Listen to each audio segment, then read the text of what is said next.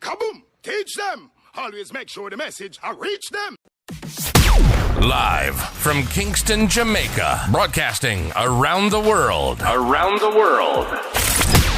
You're watching the Teach Them YouTube show. Intellectual, yet stimulating. Fair, frank, and factual. This is Extra Class, streaming to the world and beyond.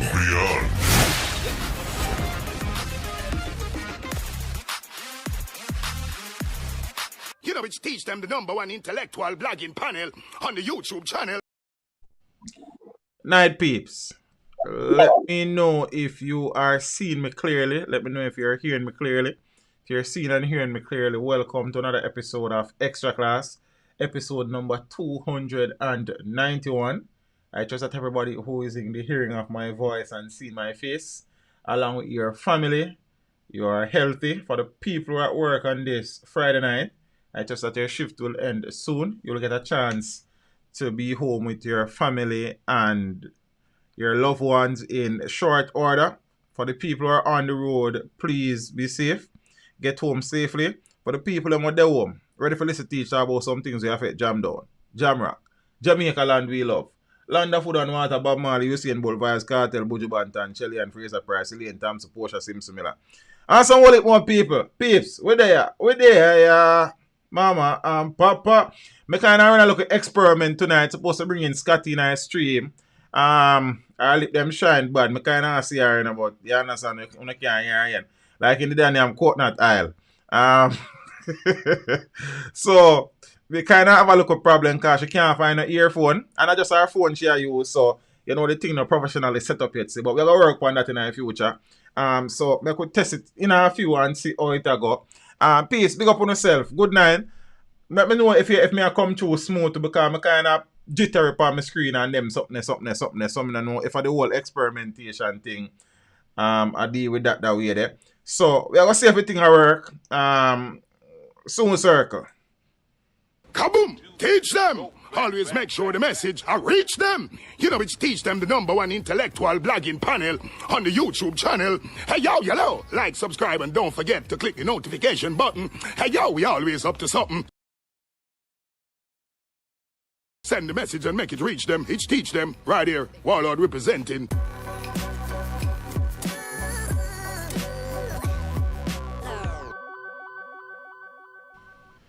Yes, peeps.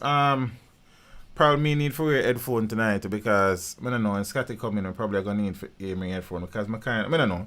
I'll try some things. Yes, yeah, peeps. So we're there. And I say happy Friday to all moderators and thing. As I say, my son bringing Scotty, so I not hear myself in this headphone. Probably gonna need to switch over to this. I never want to do that, you know. You understand what I say? And thing. But I could see how it goes. So please big up on yourself. Please share the stream for the persons who are in the WhatsApp group. Please, I don't know if you want to share the stream in the channel WhatsApp group yet. And thing. If not, hold on there, peeps. Hold on there.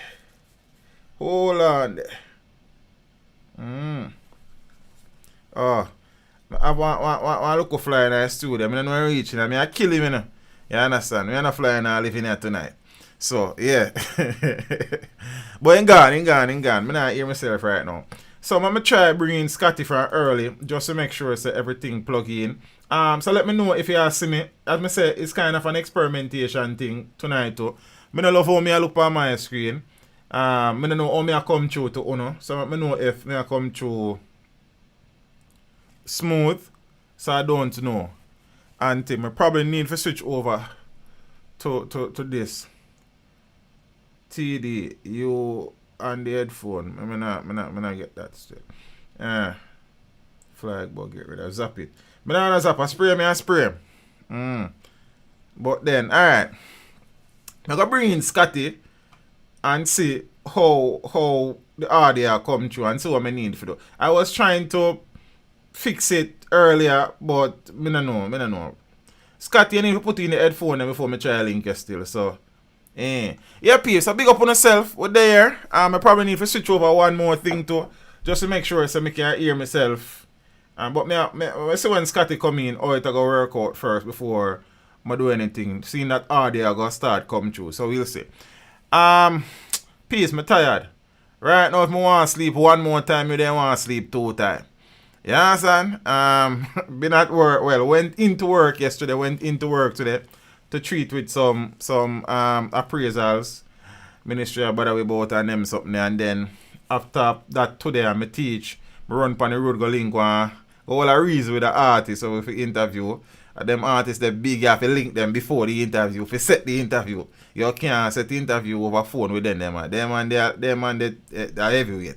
You understand? So we're running and all a reason with the artists and some more artists forward in our place, even running at Jamaica and Mr. Pepper and some other man and all a reason and thing. So you know what thing, I'm tired. But deep for beard yet, but everything good. It's a good thing. I listen me and look for me and I really smell me like and thing. Have you in a earphone there, mama? Make we see where I go on before we start. Please just bear with me. You know, have you in a headphone? I want to the woman there, man. You have to make people know say me and you have to have things every time. And then you have to say I'm me a trouble you. Yeah. Me still hear about myself, Scotty. My earphone in. Me not say not in, but me I tell you what me I hear myself. Peeps, you get a feedback. Me not hear nothing. You get a feedback from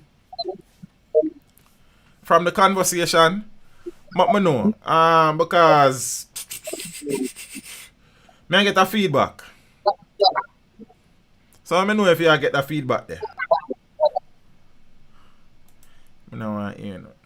But I need to hear Scotty whichever way I take it. Oh yeah, them are ear feedback. Yes. Scotty are getting a feedback. And when I go so boom and turn off that, you don't know about I get no feedback. Teach you new camera wicked. Give thanks family.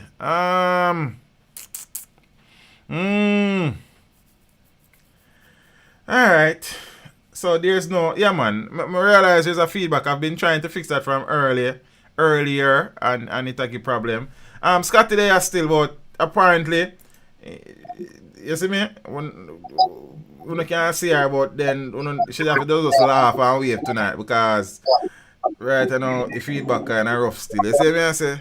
So I don't even know. I don't know what the situation, but see if she fit how this go. Yeah.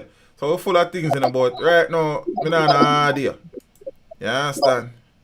Me not an idea. Audio me need. Well, me have audio, but she not an audio. I know some people but as I teach me come for listen to stream and yeah, chat. But then is that me go do anyway. You understand? Me just try bring in my co-host. But as me say, we just work on this was, you know what I mean? Me go sort it out professionally, officially. A thing balance in the future, but now I don't know. She didn't want to come in the studio tonight, so I'm not trouble her. She not on a headphone in her yard. I never remember to give her a headphone, so I think that is the issue. Because when I speak and it goes through the phone, it'll go back in the speaker instead of going through the headphone, and yeah, so that's the problem. So Scotty, the only way this I go, I don't know if you want to stay and look. But say no, I join the regular thing. I join on YouTube. Yeah, I go join the chat. Yeah. Alright, because feedback kinda set away. Alright, so in our future like Sunday. Make sure you're early for interview tomorrow. My God. Look more. Harbour. Any long time. Yeah, peep. So that never work, but make we move on. We fix that. I know what the problem is. It's just that but in our future. Alright, peep. So I'm gonna get up and running now. As me tell the people them say in our WhatsApp group. Mr. John Gray, share it already. Big up yourself, Mr. Gray. Oh, people share it, man. Mr. John Gray, general, let me try to share it to some people where I don't know if for them phone can't get notification. And then them are going to bother me about all sort of things. So I'm just share it because we can't bother with people. You understand? Alright, so close. I'm going to do an interview again tonight so we can turn off that. Close that. Open that there, so. What is here, so? So you know when I need this. Boom. Alright, peace. So we come to talk about some things tonight. And these things and things and things. So Scotty will be a part of the stream from time to time going forward, whether she's in the studio or she there, we shot she there as long as she have internet and good phone and them something. So I need to acquire a few little things to kind of do a little setup at her home where, you know, it thing can look, you know what I mean, on a level. How do I get added to the WhatsApp group? Well, for one, you have to be a consistent and visible member of the channel. Somebody, you understand? When me been a see as part of the family for a while, and then we done up the thing still. So I know say it's a channel WhatsApp, but it's not just, you understand? And this is no, hope nobody take this as an offense, but just I thought the thing as it is. You understand? It is for, you know, people who are a part of the family, who value the energy and the family, and it's not just knock door and it open. And as I said, I mean no disrespect by that. I just explain the situation. I know people can be thin skinned, but me no mean nothing hard there. It is just a little place where the family members them, you know what I mean, all a reason more time and share some things and express them views, and you understand, it's not a loose Lego sort of thing. You understand, and them thing. Cockpit country first. No, brother. We not work so. You understand? Yeah, man. So it is just out of observation, and somebody sent me I think Silver D said me for add them to the group the other day, but then me never remember. So I'll do that going forward. Me see the message, but you know what I mean? And thing. Mr. Education, you know me for link you back, but they just busy today, brother. Did I praise my teachers them and thing, and then as me say, I had class after the appraisal, 2 class appraisals. Then me run going at town, they go link one artist like and what vibes and thing. Yeah, peeps. The COVID situation still continues. It not change. It's still here, and news would have emerged recently that Deputy Gensec of the People's National Party, one Basil Waite, was confirmed COVID positive, and he was admitted to intensive care at one point in time, if memory serves me correctly. He has been recovering. I don't know how bad it got, but from you have to be admitted to ICU, it means, you know what I mean, the thing kind of set away. He has come out and is telling the public that the COVID situation is to be taken seriously, and them something there. Take COVID seriously, says Basil Waite ahead of hospital release. I think so. If memory serves, I could be wrong. But let me just read the article. Deputy General Secretary of the People's National Party, Basil Waite, has urged Jamaicans to be vigilant and take COVID-19 seriously after being hospitalized with the virus.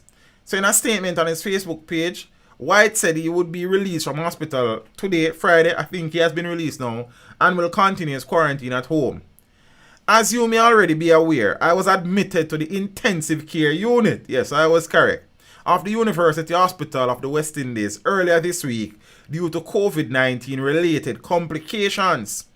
I thank our Almighty God that He has carried me through the worst of this ordeal, he posted.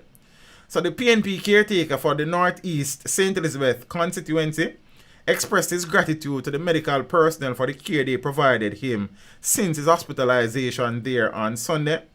I express my overwhelming pride and gratitude for the extraordinary organization that is the University Hospital and Jamaica's health officials by extension. Specifically, I extend my gratitude to Dr. Kelvin Metala of the Department of Surgery, Anesthesia and Intensive Care. He said, I am grateful to the superb team of doctors, medical professionals, and ancillary staff who extended exemplary professionalism and care to me and their hundreds of other patients. Waite went on to call on Jamaicans to listen to the guidance of the island's health officials. As you continue to build your immune system and fortify your mind against this virus, pay keen attention to the guidance from the Ministry of Health and Wellness.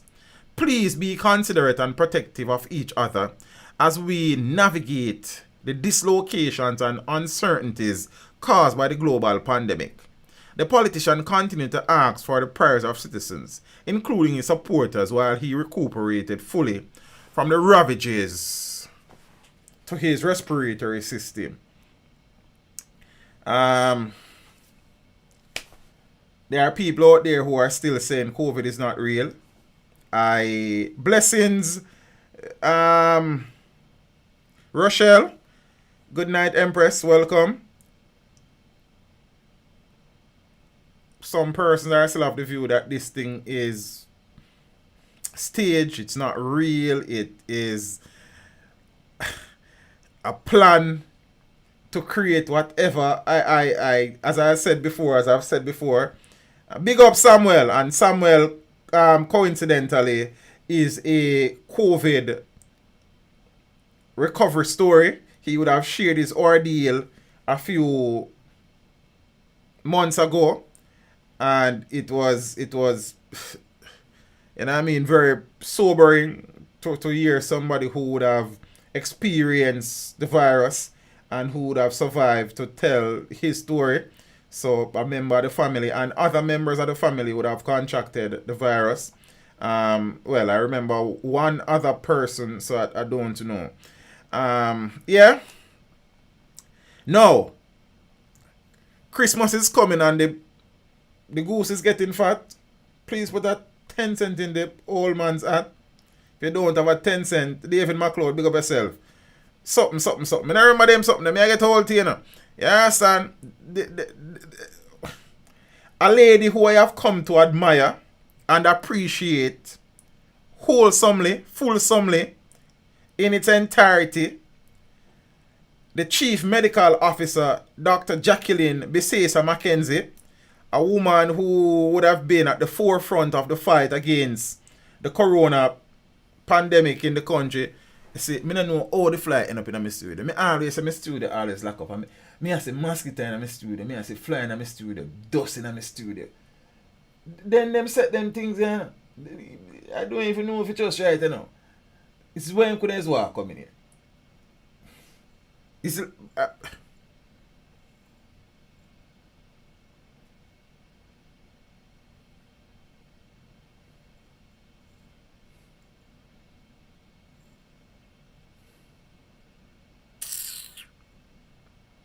yeah, on a serious level, you know. I go and the flyer circle him death like.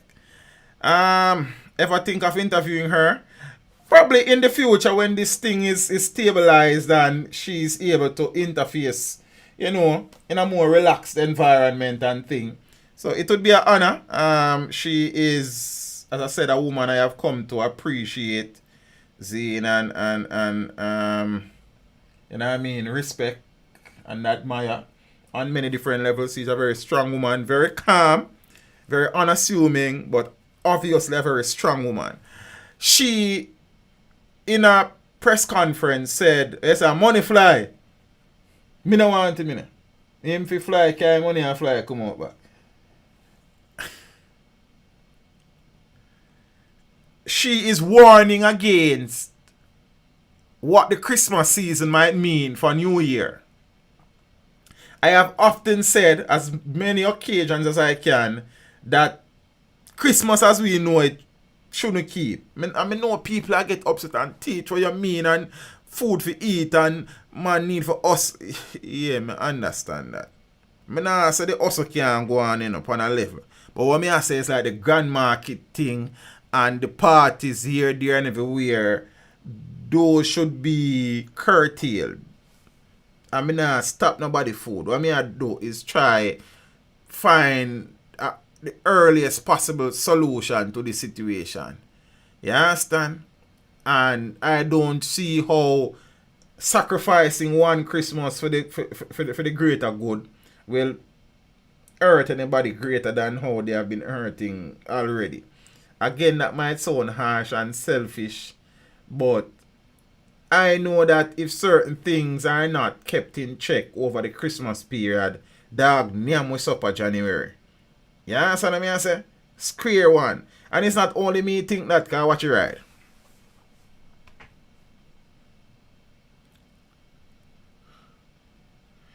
New Year surge. Ministry warns of possible collapse of health sector with virus cases to rise over Christmas.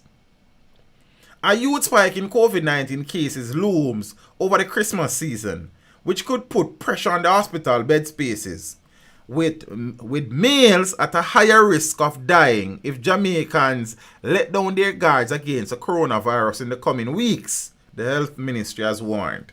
The declaration comes as the nation awaits the government's decision on whether restrictions to prevent the spread of the virus could be relaxed for the festive season. Business interests, including the Jamaica Manufacturers and Exporters Association, have been clamoring for a relaxation of certain measures, including a contraction of the current 9 p.m. to 5 a.m. curfew hours to boost economic activity. Now, Chief Medical Officer Dr. Jacqueline Bisesa Mackenzie said that the situation come January will be worse if activities increase around the Thanksgiving period, pushing up the COVID-19 positivity rate, which now hovers around 8%. That number is 3 percentage points above the mark for which the ministry would feel comfortable. Whichever way it happens, it is clear at this time that we are expecting to see a surge, and therefore Jamaicans need to take all the precautions to prevent the vulnerable persons from being exposed, so we can decrease the hospitalizations and the risk of death, Bisesa Mackenzie stressed during a virtual press briefing yesterday. The reality of it is, if it happens, it means that we would not be able to cope.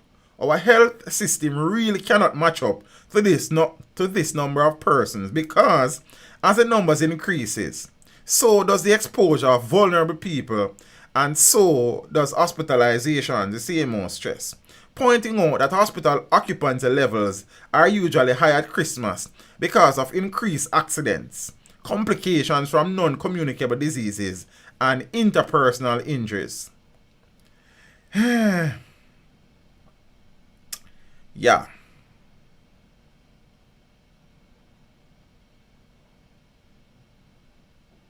Now, as I said before, men are 1.5 times more likely to die from COVID-19 than females. And could I why? Could I why we choose that? I don't love that choice there. Bisesa Mackenzie said the government was not against family Christmas events, but warned about too much movement. This is not the time for it, because of what we are seeing around us and based on what we expect to happen, she said. Yeah.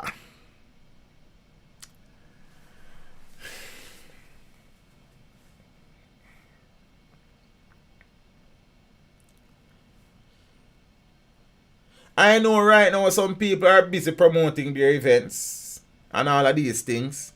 I know right now some people are... Yeah.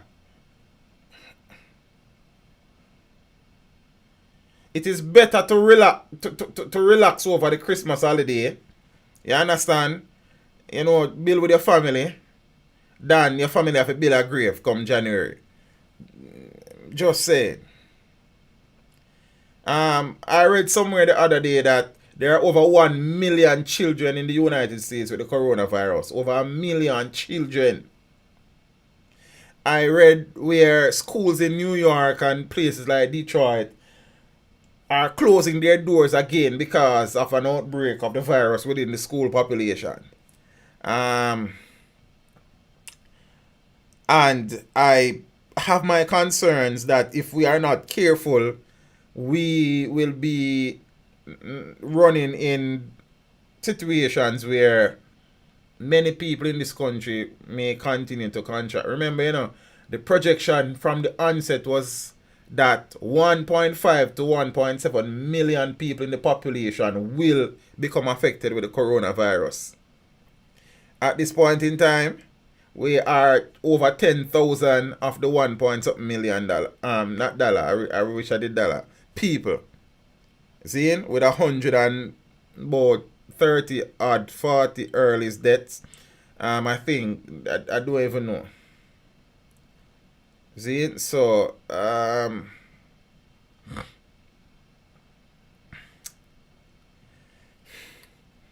and I am getting a distinct impression that the government is planning to relax.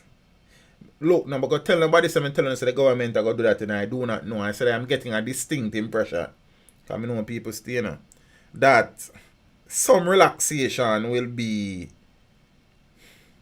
announced, declared, introduced over the Yuletide season.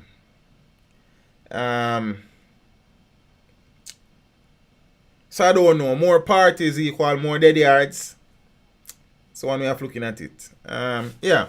So make we go and watch the situation set away and thing. I don't know, peeps. May I tell you the truth? I don't know. With the government, you don't know. You understand? Toronto, Brampton, and Mississauga will be in lockdown come Monday. I saw somebody who said that New York schools shut down. King T, big up yourself. And something. So, me what? I go and impress.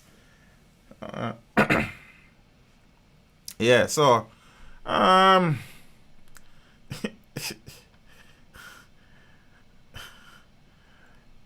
Me know some people look forward to the Christmas period to make some money. Me get it. Don't feel like that is lost on me for 1 minute. You understand? I know that people have been struggling economically, financially. I know that some households are reeling from the ravages of the COVID-19 economic fallout. But no, and people also, but teacher can't stay there because you're a teacher and vlogger and this and that and your money alright. Not that my money alright, but the reality is that I may be able to do better than a few people, just a few, financially at this point in time. You understand? And me get it, say people have to eat and thing. But my God, man, the party business, family.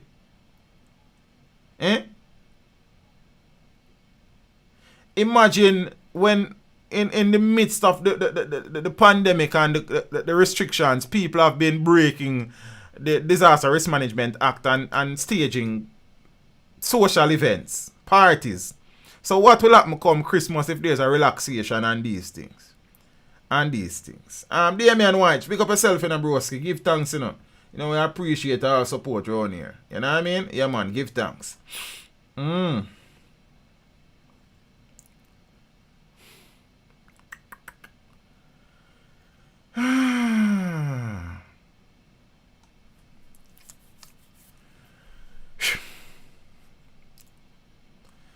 Dr. Jackie, pick up yourself here, mama.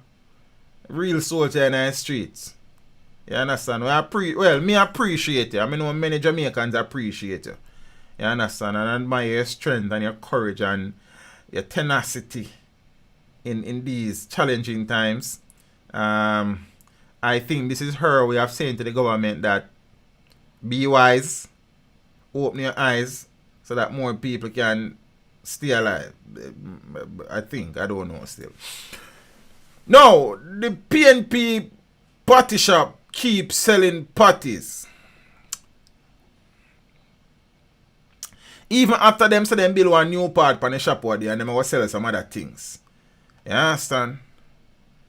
And then change the stove on the head cook the other day. He say the party are gonna get better and the service will be improved. Right now, it look like party shop out for run bankrupt. Again, like you're not your normal lively self. Alright, I'm just tired.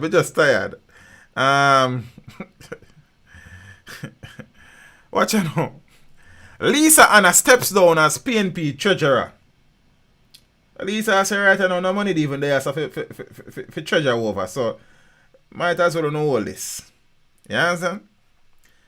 Defeated People's National Party PNP presidential candidate Lisa Hanna has stepped down as treasurer of the party. This is not really the party shop part of party shop business, you know. I think Lisa may be saying like, okay, we have a new president now, so give him the opportunity to select his team instead of me trying to remain as treasurer, posing a problem and creating more divisiveness within the party. That is one analysis of the thing. Or it could be say, right now, even though I say me willing for work with Mark Gold, I'm not too willing for work with him. You know? So right now, them not treasure me, so I'm not treasure the party. I don't know neither, I'm just say.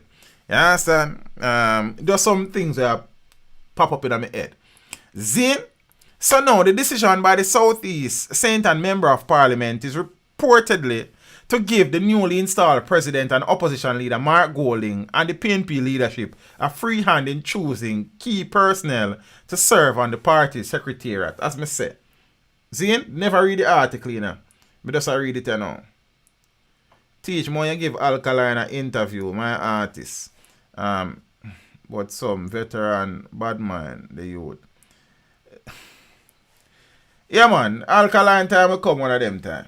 See, and I don't know Alkaline personally to would mean that he wants to be interviewed by me anyway. So, yeah. But that's something that I'm actively interested in right now. Anyways, either. Yeah, but big up Alkaline and big up all of the artists. Then. Yeah, man, big up yourself to family. Ready or now? Because you see, I asked if you interview Alkaline, then now you're still a colliding. Like, we don't need to forget who bad mind who teach. Try interview Alkaline one day. Done. Move on. Yeah, give thanks. But big up yourself.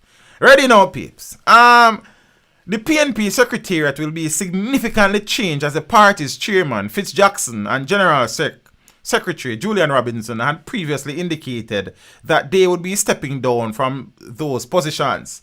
All of them three people, they are Peter Phillips people, them Lisa, Fitz Jackson. Well, I don't know Julian Robinson for people still, but that's what I say. Ready now? Yeah. This followed the massive defeat that the party suffered at the hands of the Jamaica Labour Party in the September 3 general election, in which the PNP won 14 seats to the 49 captured by the JLP. So their resignations will take effect at the end of the month, at which time their replacements will be decided at the party's National Executive Council meeting. So in the wake of the September 3 defeat, Dr. Peter Phillips indicated that he would step down as PNP president and opposition leader, thus paving the way for Golding's rise. I suppose pun intended on rise. Meanwhile, indications are that South West St. Andrew Member of Parliament, Dr. Angela Brownburg, is tipped to replace Jackson as the PNP chairman, while Dr. Dayton Campbell, who lost his Northwest St. Anne seat in the recent election, is said to be the front runner to replace Robinson as General Secretary. So both Campbell and Brownburg supported Golding during the campaign. Now, let the foolishness begin. You understand? Yes. You would want to reward people who supported you, but are the people you are going to be rewarding the best fit, best suited for the post? AMSD, whichever way you look upon it, brother. All if a quarter population vote, if a 1/3, 1/4, 1/5, 1/6, 49 to 14 seats is a massive defeat. They can't justify that, family, in all fairness. So, who voted? So, whether people did go vote or not, no important no more. What happened now is that you have a government with 49 seats in parliament and an opposition with 14. That is what is in the history books. Yes, in there, so look at what people vote to. But, as me say, it don't matter. I would nobody name tell nobody if you don't go vote. You understand? So, it don't make sense to cry over spill milk. The reality is that 49 to 14. We don't need to go around no kind about that. That is that. Alright. Now, you hear a little thing say Angela Brownburg and Dayton Campbell are being tipped. Zane? An incompetent government. Well, be that as it may, the reality is 49 to 14. That is the point we're making. You understand what I say? Okay. Empress, win some, I'll check. The phone is under a million messages, so probably just got lost in and I need to sort out and go through. That takes time sometimes, as you know the thing. But I'll try. And thing. Ready or no? So them two people here, both men would have lost in their bid to become, well, one to retain his seat and one to become MP. So I look at thing I go on when I PNP side when I want part when you listen to this, you know. Campbell and Price square off our PNP Gensec post. Yeah. Defeated People's National Party candidate for East Central St. Catherine Raymond Price has indicated that he will be vying for the position of General Secretary of the 82-year-old party. But then before me even go any further, Raymond Price, you know, cause when you look at Raymond Price situation, it kind of rough seas. I mean that not other way. When I say rough seas, cause I know people are say, but this, me just say it's rough upon him. Alright, it's rough. Take out the sea. Cause people not easy, you know. Venom Ellis, big up yourself and the family. Give thanks. Appreciate it and appreciate the continued support. So what you say now, peeps? As me I saw with Raymond Price, him did become MP one of them time and then push him out from the MP part there. You understand? Then he would have contested the Central Kingston thing with Imani Duncan Price to become MP representative, PNP caretaker. Since Ronnie Tweed step aside, him lose that. Him go round a St. Catherine East Central, him lose that. So right now, Raymond Price is looking like a loser. You understand? Yeah, but alright. On Tuesday, no, the post will become vacant on the 29th of November following Julian Robinson's resignation. So on Tuesday, former Northwest St. Ann Member of Parliament, Dr. Dayton Campbell, the attack dog. And when I say dog, I mean attack dog. You know,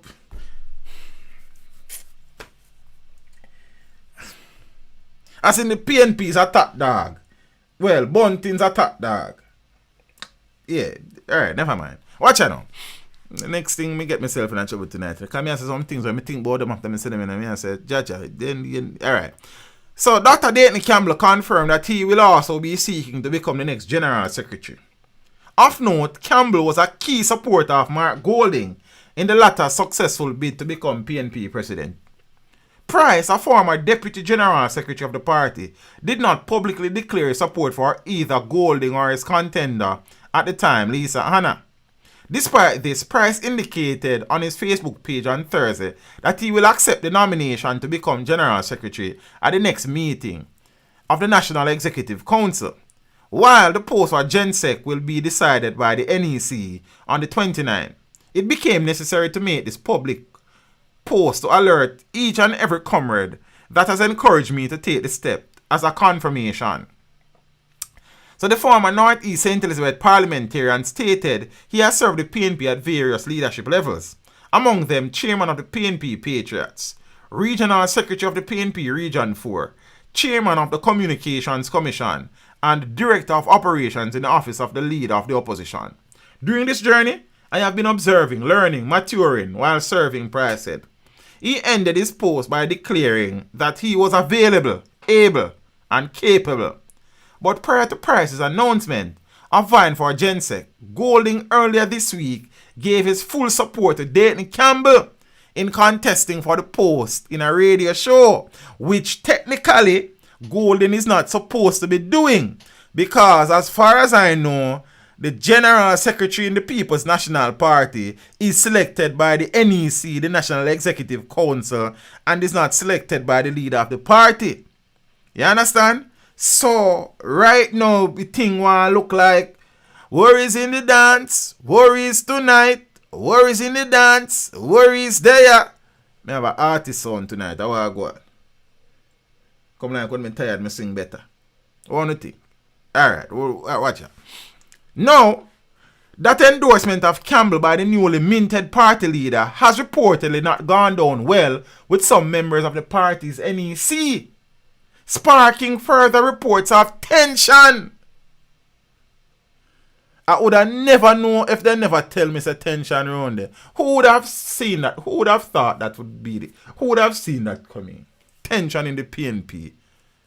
What a new discovery. Eureka! We have discovered tension in the People's National Party.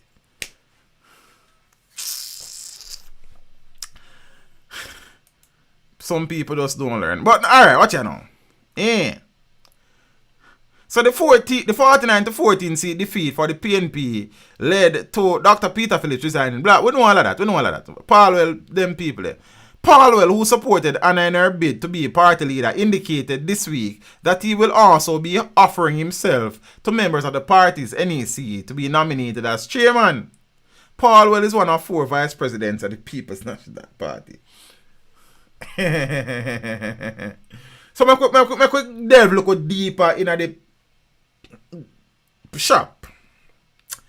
Sections of the PNP NEC accuses Golding, which is the party president, opposition leader, of influencing the general secretary and chairmanship contest. As me just telling you, by all accounts, him not have nothing to do with that. Good night, Kerry. How are you, Empress? So a group of PNP National Executive Council members is accusing newly elected party president Mark Golding of trying to influence the body to select his choices for Gen Second chairman. I suppose the leader want to select people in a theme corner. You understand? Who will be loyal to him.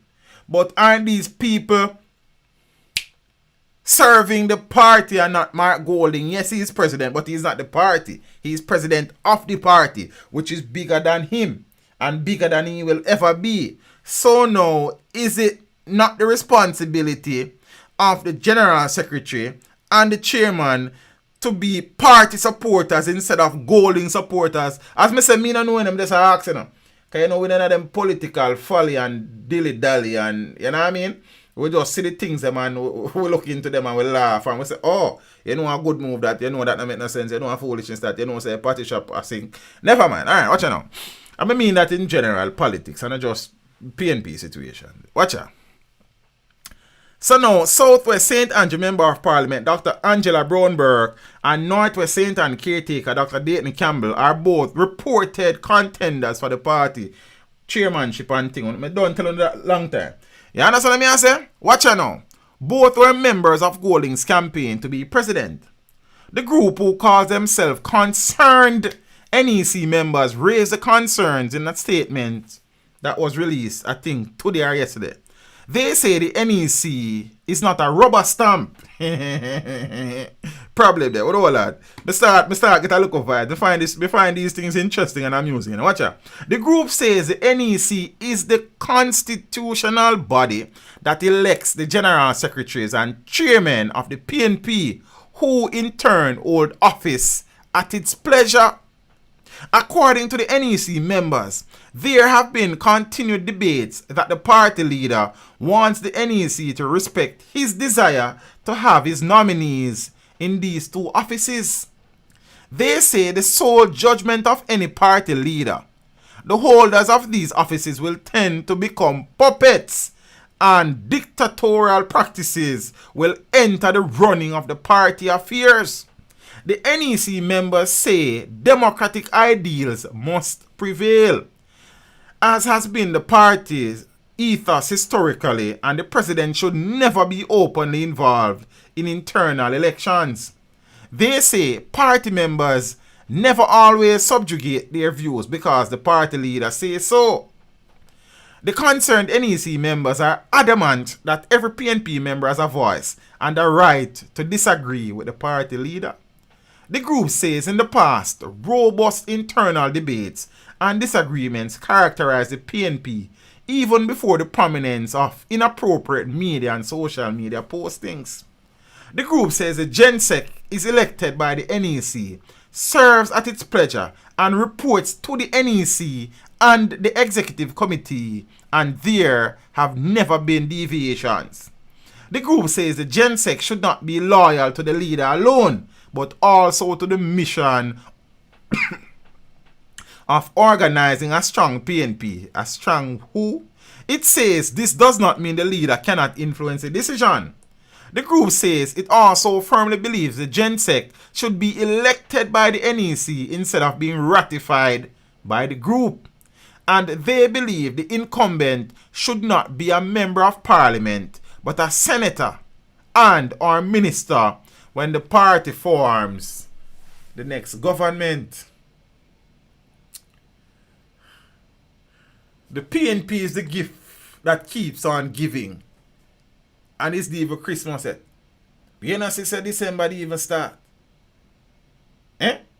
It's the even Thanksgiving over Uncle Sam.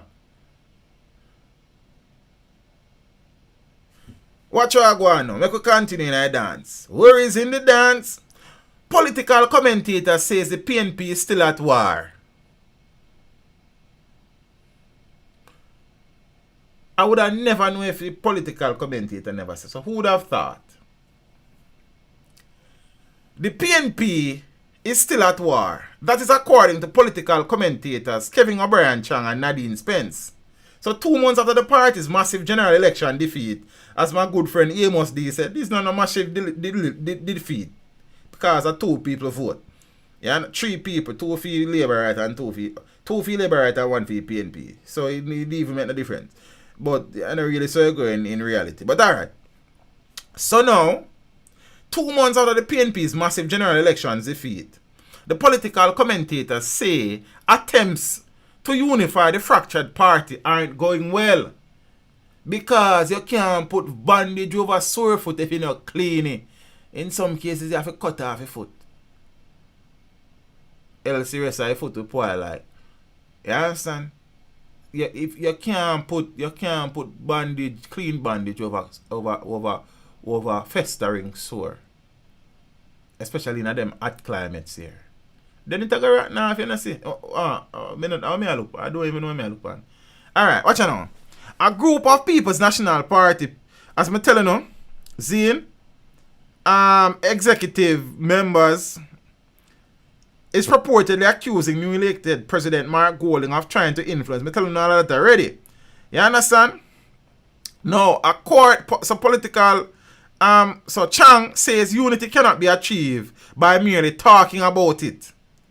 According to O'Brien Chang, the current state of the PNP is of significant concern. Meanwhile, Nadine Spence says the PNP is trying to move forward without addressing the fundamental issues. This sounds like something that I know a very big-head man said recently. Why you don't fix the issues them up front instead of trying to negotiate and put agreements in place and you know it will crumble in the future. But then, big-head people no matter in this country. Only big pocket people. Big vehicle and big house people. The big-head thing no work out. But, alright. Meanwhile, Chang says he's uncertain Dayton Campbell would be a good choice for the PNP GenSec. Dayton Campbell.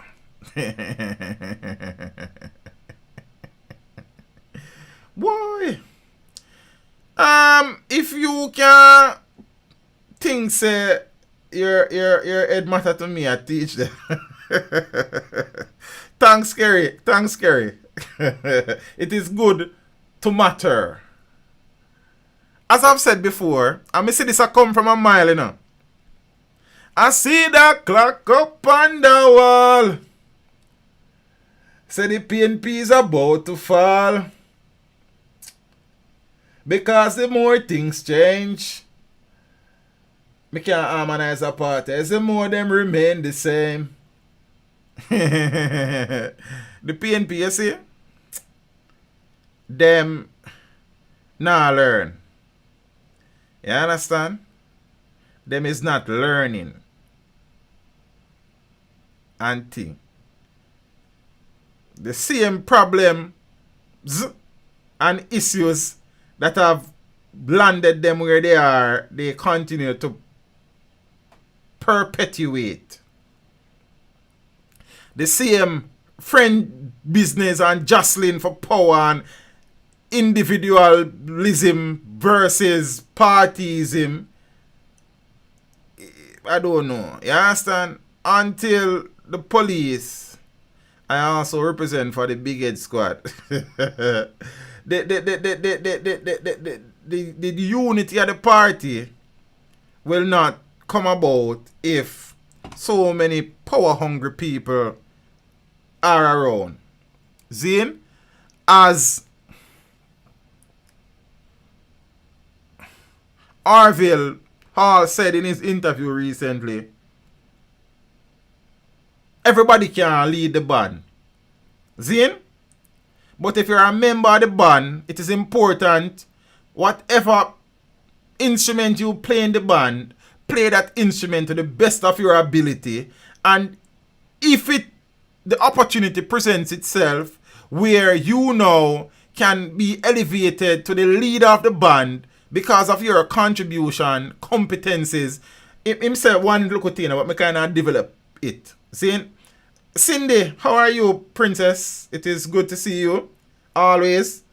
And thing.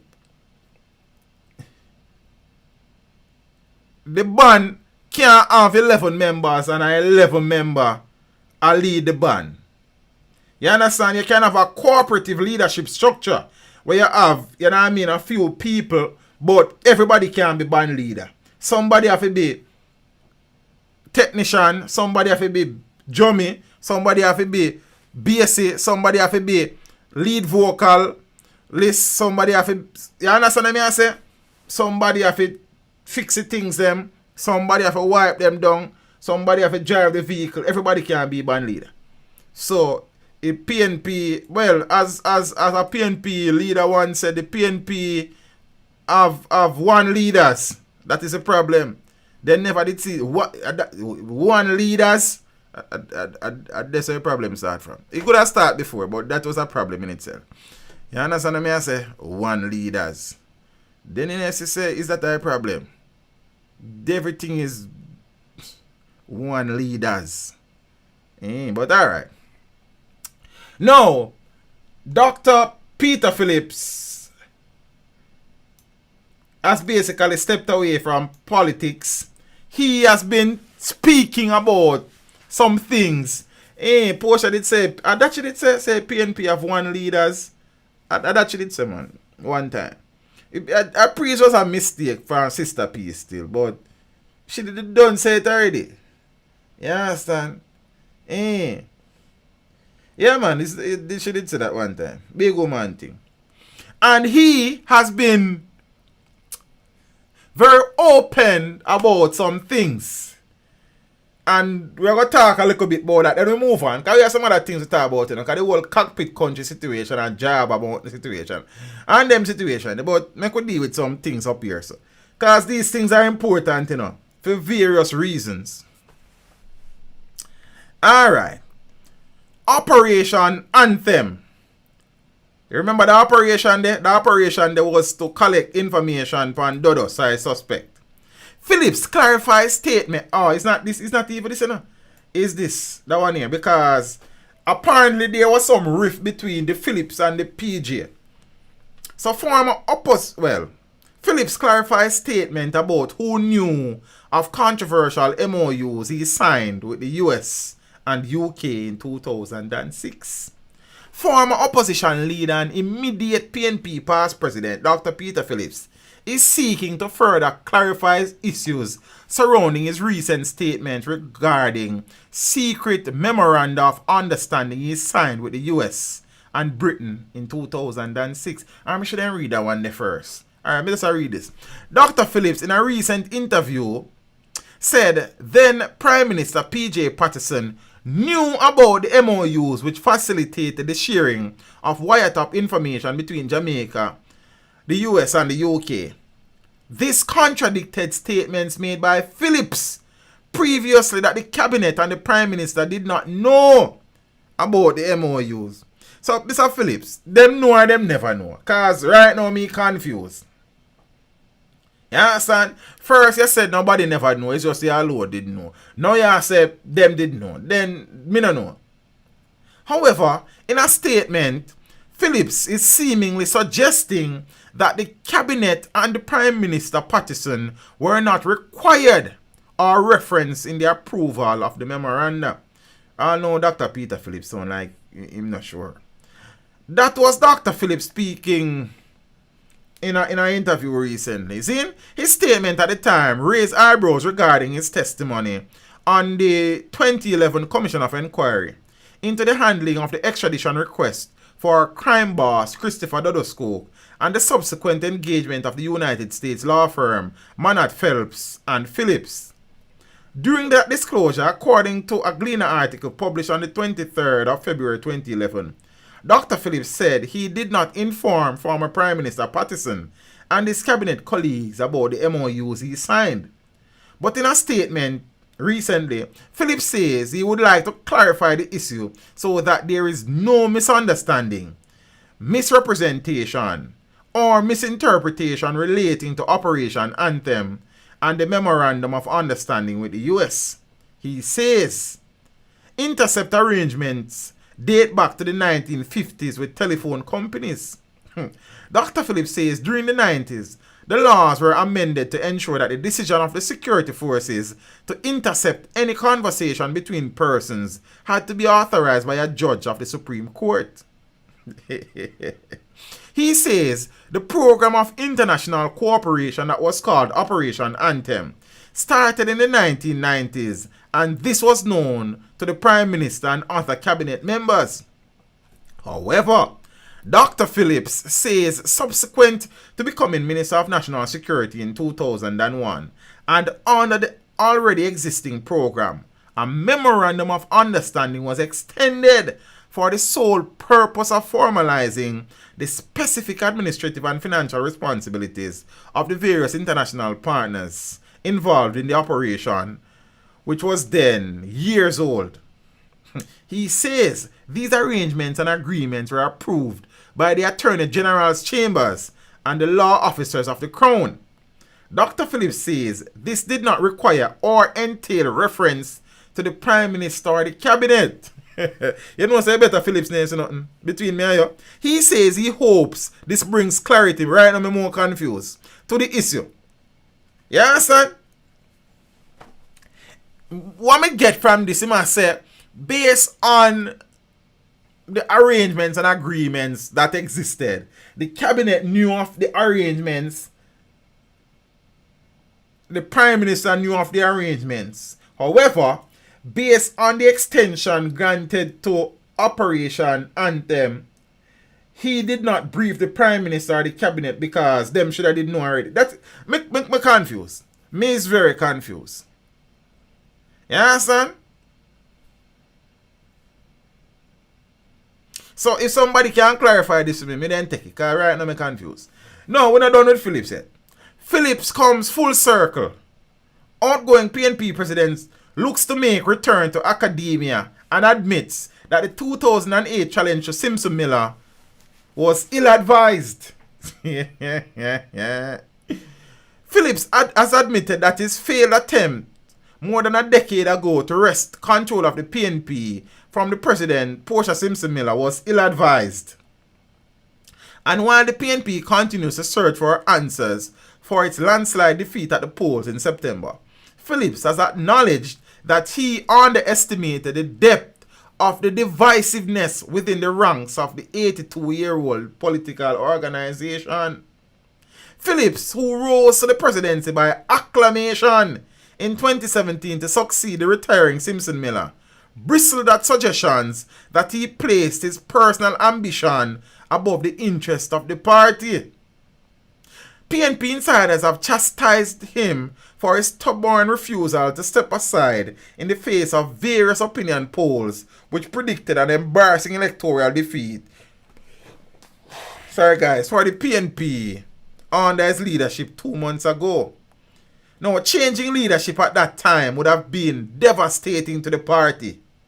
And it would have been emblematic to my mind of cowardice on my part, a dereliction of duty, he said. The man said if he did walk away, he, in his mind, would have been a coward. And it would have been a dereliction of his duty. You understand? Oh, okay, alright. I have never placed personal considerations above the party. But just check if the camera still work. I wonder, because I have to look. He said, although acknowledging I may have made errors of judgment. Wow. He insisted too that he is not consumed by the fact that he is now the first PNP president not to serve as prime minister. It doesn't bother me. It has happened. But what I have to do is learn to live with it. The 70-year-old St. Andrew East Central MP said. Phillips and the PNP, I don't know that. We don't need to go in that. It wasn't a pleasant experience. No one likes to lose. It was a disappointment, without doubt, he admitted. In 2008, months after the PNP was booted from power by the Bruce Golding-led JLP, Phillips used a political rally in the East Kingston community of Harbour to confirm that he would be challenging Simpson Miller. In response to the demands of thousands of comrades at all levels of the party and the demands of citizens across the length and breadth of Jamaica, who have asked that I accept your nomination to lead this process of renewal, my answer is a resounding yes, he said at the time. The challenge, Phillips explained, was his way of trying to defend a widely accepted convention in the political arena. When you lose, at least offer the party a chance to make a judgment, and that I felt strongly about at the time. Simultaneously, his action was setting a precedent he would later have to confront. I kind of unlocked the door for a pattern of challenges in the future. A lot can be said about when you shatter conventions. You run a risk. And in hindsight, maybe that was something that was ill-advised, he said. Does he regret the decision to challenge Simpson Miller? I have always said that regret is a wasted emotion because you can't change anything that happened. Wow. Now in September last year, 2 years into his tenure as PNP president, Phillips managed to fend off a challenge from then Manchester Central MP Peter Bunting with a 76 vote majority. Now amid claims that he was peeved by Bunting's challenge to his leadership, Phillips insisted that he was not yet ready to discuss that issue. Oh, that is water under the bridge, so talk about it then. There's a time for that discussion. Now is not that time, he said. When the dust settled on the sometimes bitter and contentious internal election, deep divisions emerged between the party supporters aligned to Phillips, one PNP team, and the Bunting Rise United camp. With the parliamentary elections looming, the leadership of the PNP went into damage control. As part of the efforts to present a united front, top surrogates from Bunting failed campaign were either returned to the shadow cabinet or given other position of prominence. However, Phillips has acknowledged that the divisiveness was an almost irretrievable condition. And quite frankly, it extended throughout the entire period of my tenure as party leader, he charged. If anything, I underestimated, despite my efforts to unify the party, the degree of the division. Phillips was... we need to go in all of that.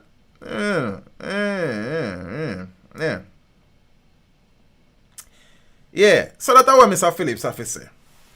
The long and short of it is that him said him shouldn't have challenge Porsche them time there. Yes, and the party has not gotten over that. Zane, and he would have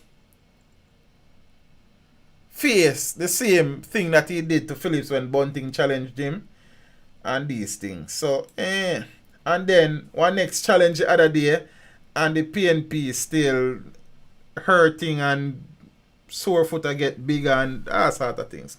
So I could deal with some other things. I'm tired of the PNP conversation, I know. This is not a political show per se. You understand? So we just talk about these things and move on. Phillips was hoping to win, so he called it that lovely PM pension. That is where he would be paid the same salary as pension. You see, I teach them when a man a circle when a man a circle dance around instead of an apology, this shows he's a proud man, unwilling to bend. Well, that me I say, if it's water under the bridge, you just call a spade a spade. A spade can't be a shovel, you know. You understand? A shovel can't be a spade, you know. If a spade is a spade, you can't look on one hole and say it's a spade. It can't be spade. You understand? Hey Maya, how are you? It's good to see you, Empress. Now, I could deal with some regular Jamaican broadcasting foolishness like Old Harbour man allegedly held with $900,000 stolen from game machine. The St. Catherine North police have arrested and charged a man from Old Harbour with shop breaking and larceny following a robbery on Brunswick Avenue in Spanish Town in the parish on Tuesday the 10th of November. So the accused, 42-year-old Cornell Clark of Mocha Avenue, New Harbour Village in Old Harbour in the parish. Now reports are that about 8:30 p.m. the now complainant received a call informing him that his shop had been broken into. When he made checks at the establishment, it was discovered that a game machine valued at about $900,000 was missing. The robbery was reported to the police, and after investigation, Clark was apprehended the following day on West Avenue in the parish, where the machine was reportedly found in his possession. He was charged after an interview with investigators, and his court date is being finalized. So, you know, the unfortunate situation, like, I would have done a video out of just doing the video sake. Yesterday, day before yesterday, I don't even know. One of them there, that 5 women who are believed to be involved in the beating of 17-year-old Kaylan Dowdy have been arrested. Well, they were arrested. They have been charged and they are in lockup. So 5 women have now been charged in connection with the gruesome beating of 17-year-old Kaylan Dowdy in Barbican, St. Andrew. The women, some of who are being represented by high-profile attorney at law Peter Champini QC, 26-year-old sales representative Christian Lewis, otherwise called Chrissy, 22-year-old Timon Williams, one Williams have in there. I said them in. Also called Rusty. I could have why a 22-year-old woman is being called Rusty. Rusty what? Barrel, Rusty drum, Rusty pin, Rusty car, Rusty pipe. 22-year-old Rusty. Is a Rusty 22-year-old. Eh? 28-year-old call center representative Shakima McLeod, OC Kima. 45-year-old. 45-year-old Yolande Vassell. 33-year-old Nadine Aldridge, who is unemployed. So we have an unemployed individual. We have a sales representative. We have a call center person. We have a waitress. And we have somebody who is unemployed. And they are able to afford probably the most expensive attorney in the country. Strange, this feeling I'm feeling. Oh, Jah love, we will always believe in. Though you may think my faith is in vain.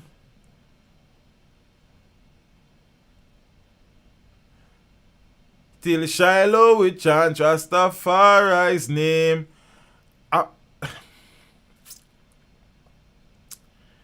Look like I need to go look at call center work. Or a waitress or a waiter work. I can't be waitress. A woman that. A waiter work. Or one laborer work. Cause look like the money out there so turn up. I wonder how much Peter Champagne retain. I need to do so these things, you know. You understand? And me know some people are big Peter say, yo, Peter and heart can't take the case. And left it pillow. I suppose lawyers are lawyers and lawyers, you know what I mean? It is one person per lawyer or alpha. I think I'm more than one of them I represent, man. I don't think of the 5 of them, about 2 or 3. I don't want to tell you the wrong thing, but I don't think it's just one. Zin? And it is easy to say lawyer this and lawyer that, but it's really working lawyer them work. Is that them got law school for work like? You understand? I mean, I don't know that lawyers have any conscience as it relates to cases that they take. I don't know. I don't know. Sylvia said Peter should go to hell. But it's really work Peter works, you know. It may sound a way and based on the context of the situation. You understand? Because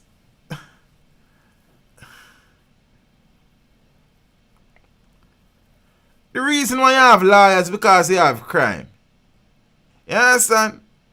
And he's a criminal lawyer, so I'm going to take criminal cases. So I guess people have said Peter shouldn't take a case. 100,000 each just for questioning, yeah? So I don't know Rasta. He look away still for Peter take the case. But then his work, Peter work. You understand?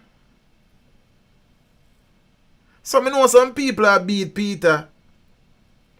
But this Peter, if he put food on the family table, I suppose, you know. He set away. But so him get paid. I don't know, yeah, sir. I couldn't tell her.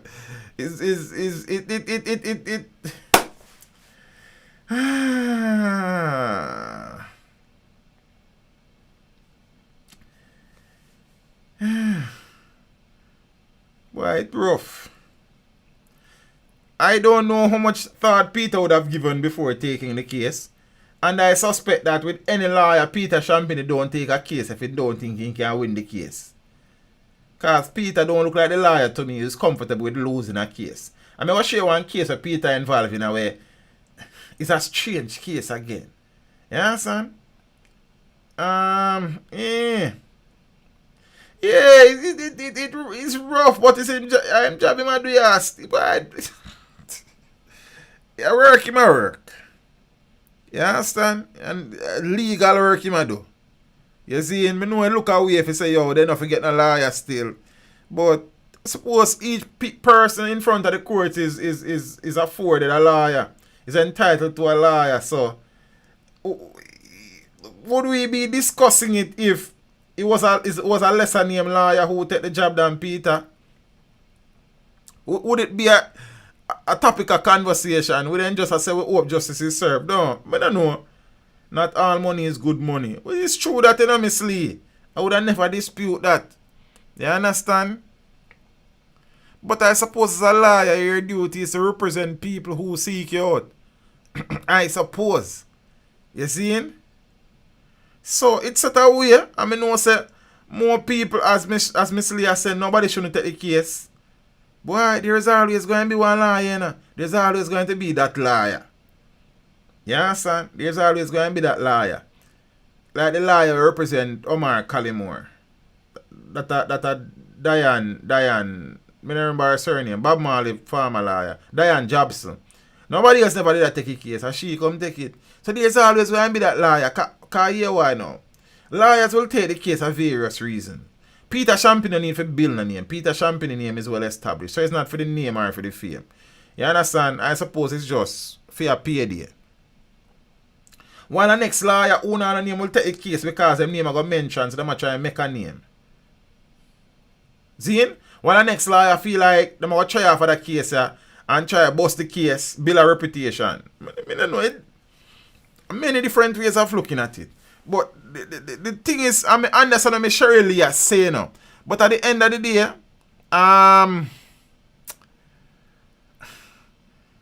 criminals are entitled to a lawyer. You understand that it's just the constitutional rights of any person who is arrested and charged and in front of the courts. Yeah. And then the next thing is that if I I'm in legal troubles and I feel like me want free. Then me go try find the best lawyer to, you know. And based on recent record, the go-to guy is Peter Champini. So I suppose that's the next part, I think. Me feel so them chump up some change quick in a fear and get him. But let's see how long they can retain him for. Interesting point that as well. Them lose already, so Peter X must give. Peter can do without the money there. Which is probably very true, Paulie. You understand? But only Peter can tell us why I'm taking the case. Well, I mean, aside from saying he's a lawyer and they are potential clients. But, I don't know. And as I say, I don't get the impression that Peter Champini takes a case if him don't feel like there's a chance him win it. Yeah? His strike rate is extremely impressive. He wins way more than he loses. Like, way, way more. You understand? So, I don't know the rest of the story. We don't need for... But the 5 women have been charged with... soon tell you. Wounding with intent. And wounding with intent, attempting to kill, and unlawful wounding. I don't know why that is not attempted murder though, but I am no legal luminary, I suppose. You see me? I don't know. It would be interesting though, with all that has gone on and said and the emotions surrounding the case, from somebody who look at the legal fraternity and the wranglings in courts and how things are done in court and how cases end up. It would be interesting to see what type of defense Peter Champini mount in this case. You understand? It would be interesting to see that, in all honesty.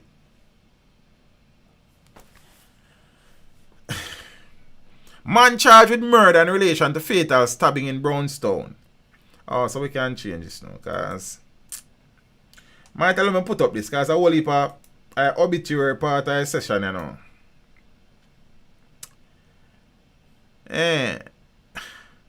Some man has been charged with murder in relation to last weekend's fatal stabbing in Brownstown, St. Anne. Andrew Smith, 39 years old, who was charged on Thursdays to appear in the St. Anne Parish Court next week. So he is implicated in the murder of 39-year-old Gawain White, a vendor of Stand Fast in Brownstown. It was reported at about 9 o'clock Saturday night, the two men had a dispute, and a knife was used to stab Mr. White several times. He died in hospital.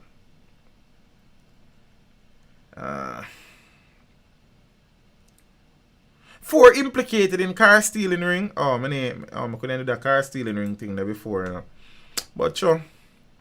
4 men said to be major players in an island-wide car stealing ring were remanded when their case was mentioned before the Clarendon Parish Court on Thursday.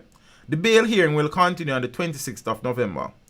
Kirkpatrick Constable, Javon Lynch, Llewellyn Constable, and Javon Constable were recently charged after the cops smashed the car stealing ring in Maypen. So Superintendent Christopher Phillips, head of the operation for the Clarendon Police, said more than 20 vehicles have been stolen in the area since May this year.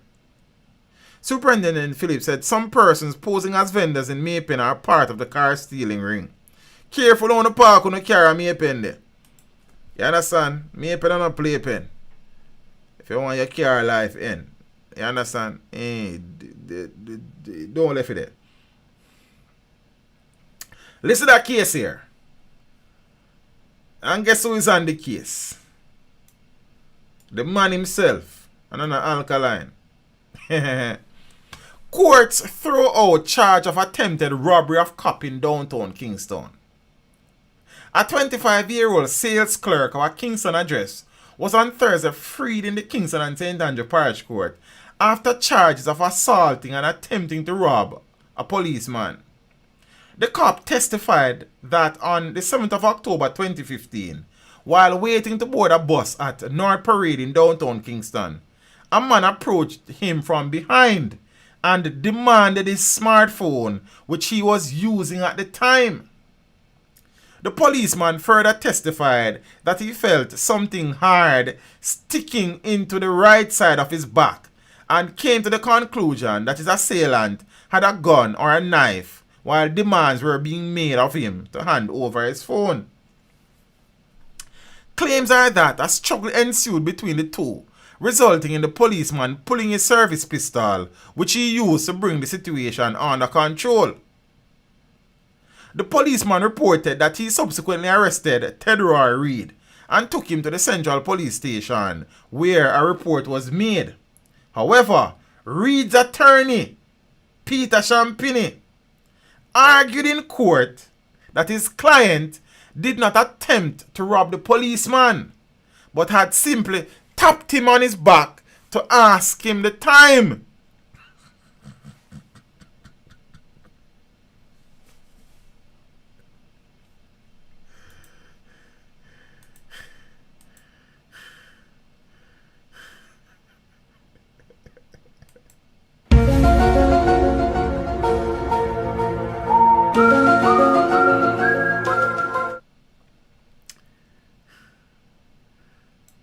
No. It no matter what one wants about Peter Champini. Peter Champini a bad liar. Is that me I tell you? Yo. Peter said him client never try to rob the police. I tap him at the police on him shoulder to ask him what time it is.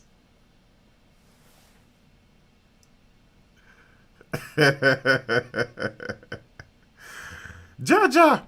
Champini suggested in cross-examination of the policeman that the location where the incident happened was a busy thoroughfare and the cop had not heard what his client was asking. Your Honor, I placed it too loud for him here say at time my client asked. He must say, what time is it? Because him wear a watch. And him have a phone. Yo, me G, at what time? You know me I run late for go somewhere? Prison? No though. You have to take bad things but jokes. You understand? Watch this. What were they? A man Champini suggested in cross-examination of the policeman that the location where the incident happened was a busy thoroughfare and the cop had not heard what his client was asking. The lawyer said during the course of the trial, it was pointed out that upon being arrested, it was established that Reed neither had a gun or any other kind of weapon, and that sought to explain to the policeman at the time that the development had resulted from a genuine misunderstanding.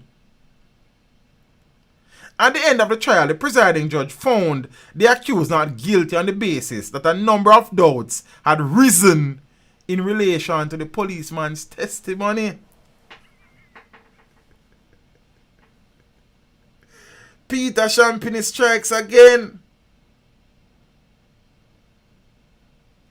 No man, from a 2015 incident going for now.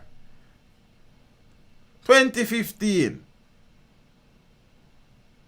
Good night, Janelle. How are you? Right now, me no want a soul. Ask me the time.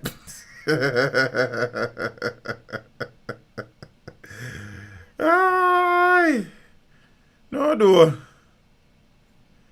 Me no have no watch.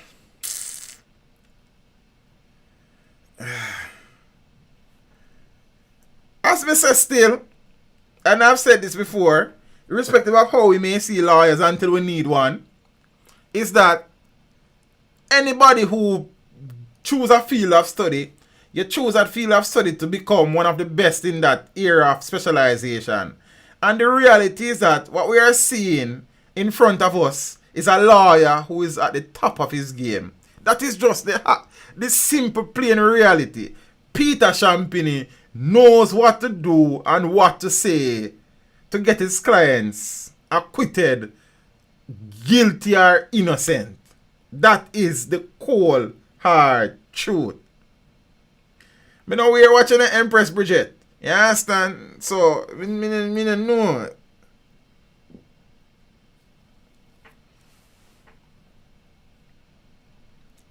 Malik, what you mean say judge no try cases? You have something what you call a bench trial, family. Where it's only the judge, there's no jury. You have a jury trial and you have a bench trial. A bench trial is where the judge alone presides over the proceedings. That kind of sound weird. And a jury trial is where you have a jury deliberating. So you have judges that try cases, my friend. But Dusard, the reality, you know, Dusard say, a liar take people for fool. Boy, that is one we have looking at it, you know, bro. But me I say, credit where credit is due, sir. The man is a liar at the top of him. The man in a peak of farm. You understand what I say?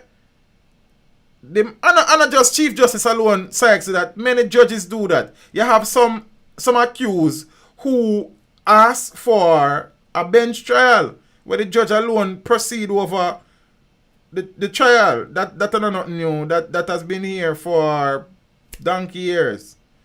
What did they find anyway? I'm not sure the question is structured properly. And thing. Yes, right. So, well, me can't speak to that part there, Malik. I can't speak to that part there. But I know, so apparently, if it's a bench trial, then the accused would have requested it. That is why it's a bench trial, I suppose. So, yeah.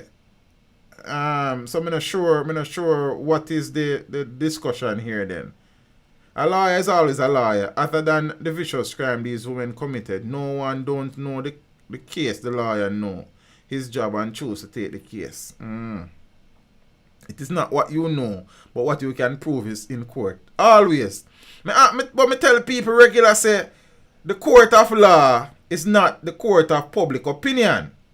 The court of public opinion and the court of law. I have been trying to make that very same point nights upon nights upon nights upon nights upon nights here, so.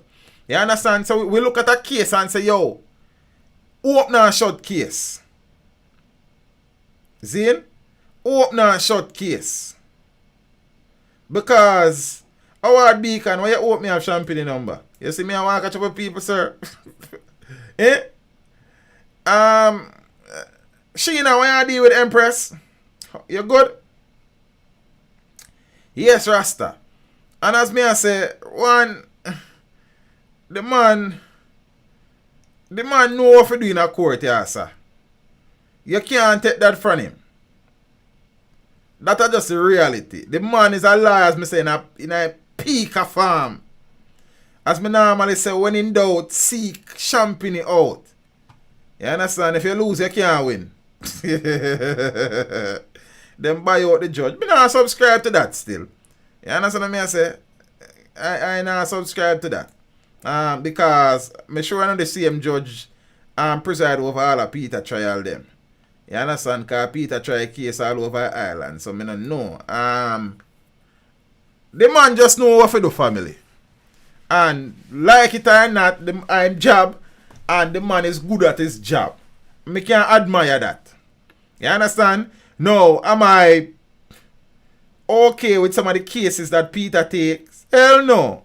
But then is a film law practice, a film thing. You understand? I don't know. I don't know. What time is it say? I don't have my spectacles on. Me not read so well enough, Miss Bridget. Nah, you know, so me feel like Peter or Shine Bird for a little bit, you know. And I just that, you know. And I just know, you know. You understand? So, yes, Kerry, that is an exploit, I suppose. When him feel like, why well, I don't know still. It intriguing. You understand? Yes, we don't want criminals on the street. But then, as I said, the court of law is for you to prove a case. If you can't prove the case, and if there is any doubt, then based on how the judiciary is set up, where's Peter's conscience? I don't know, you know, probably at the bottom of my bank account. I couldn't tell you like. You understand? But as I said, the man right now is the man. You understand? Peter is number one, Bert running second. You see me? And thing. Boy. Make a move on, cause it would interest me. Not that me like courthouse business, but it would be interesting to sit down and listen Peter cross-examining people. You understand? It must be fascinating. Me just a look and I say, Jaja. You understand? Box them, General. Blessings. Bert boss bigger case. Well, Bert has been practicing law before my mother know my father, you know. Peter been around recent years, you understand, and the reputation that he has built. I don't know. You see me? So, yeah. Right now, all things set. If Peter can't get you off, you're guilty. That me I say. Kerry say at times.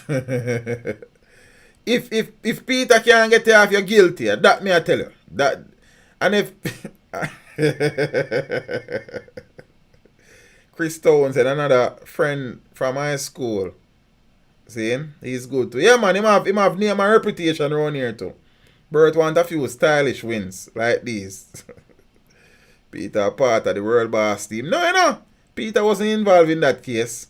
Has Carter ever tried Peter? I don't know if him tried Peter, you know, but I don't think Peter ever represent him.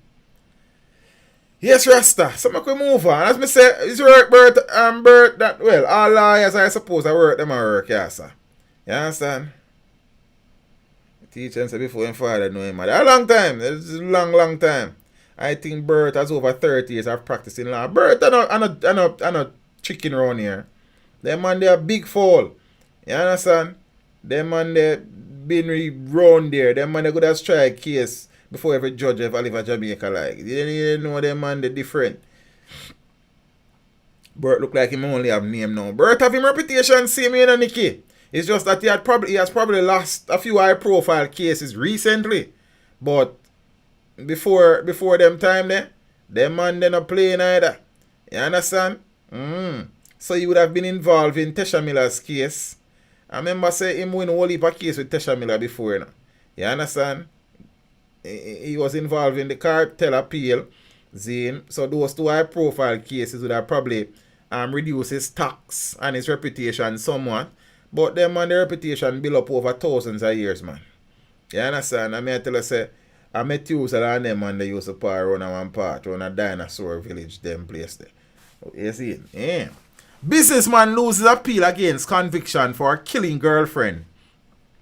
I remember this case very well. Not very well, but I remember this case. Let me tap the light on the case.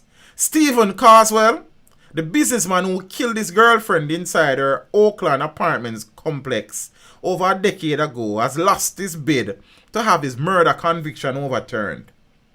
In a decision handed down yesterday, the Court of Appeal refused an application by Carswell's attorneys to leave to challenge his conviction.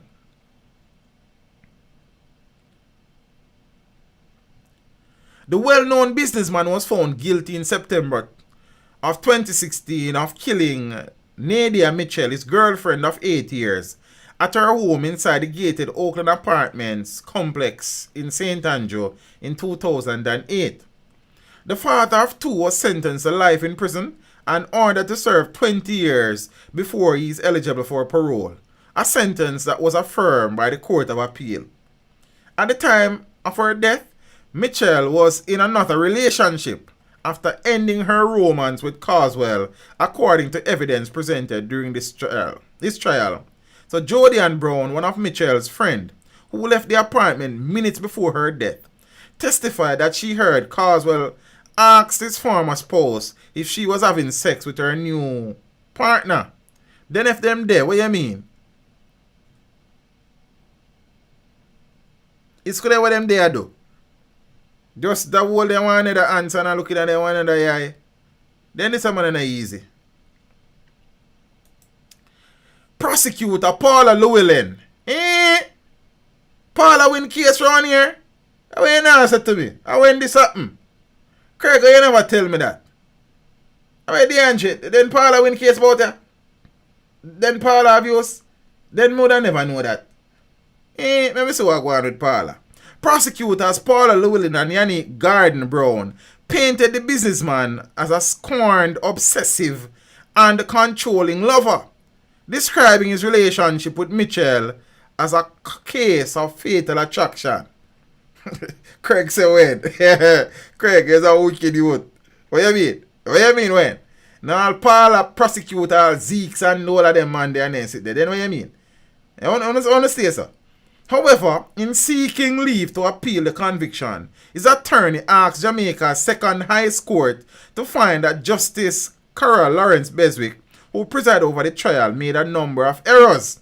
Here we go again. As I normally tell people, during an appeal situation, it has nothing to do with whether the man guilty or innocent. It has to do primarily with errors that were believed to have been made by the presiding judge.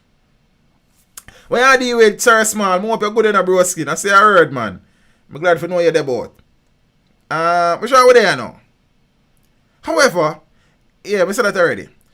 Among them were that Lawrence Beswick failed to uphold the no-case submission made on Carswell's behalf during the trial, and that she failed to withdraw the case from the jury and direct that the businessman be acquitted. What kind of submission that? That doesn't make no sense.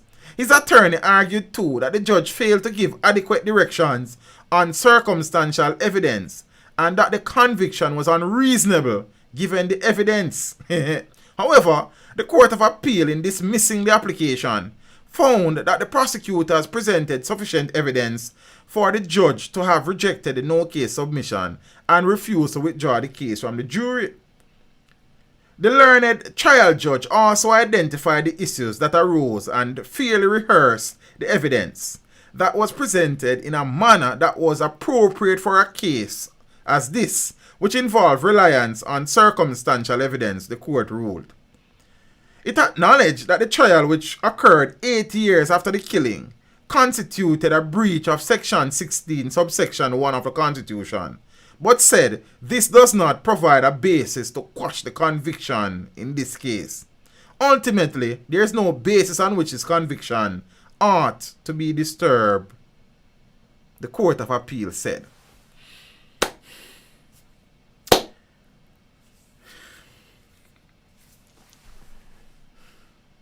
Blessings, Rick Golden. Where you deal with, fam? Suicide or murder? Which one you heard? Never mind.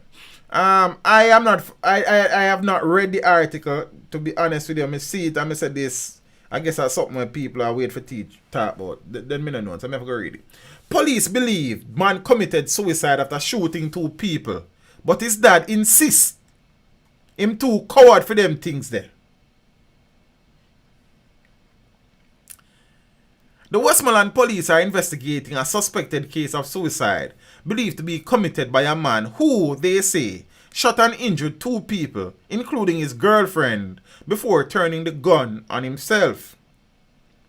However, the parents of 28-year-old Daniel Porter, also known as Fats,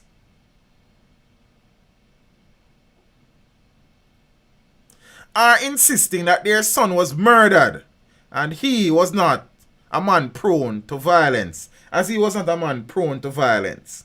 Now, according to head of the Westmoreland Police Division Superintendent Robert Gordon, preliminary reports are that about 4 a.m.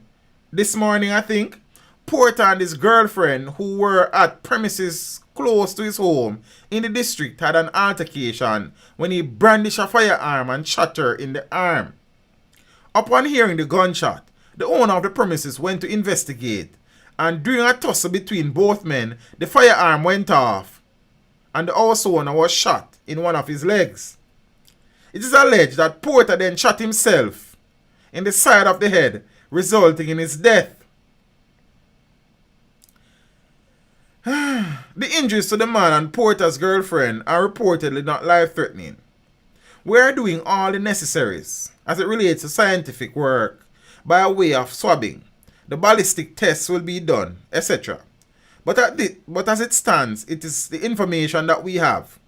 Based on the preliminary information that we have, one thing that we know for sure is that 3 persons received gunshot wounds. 1 died. That is what is positive.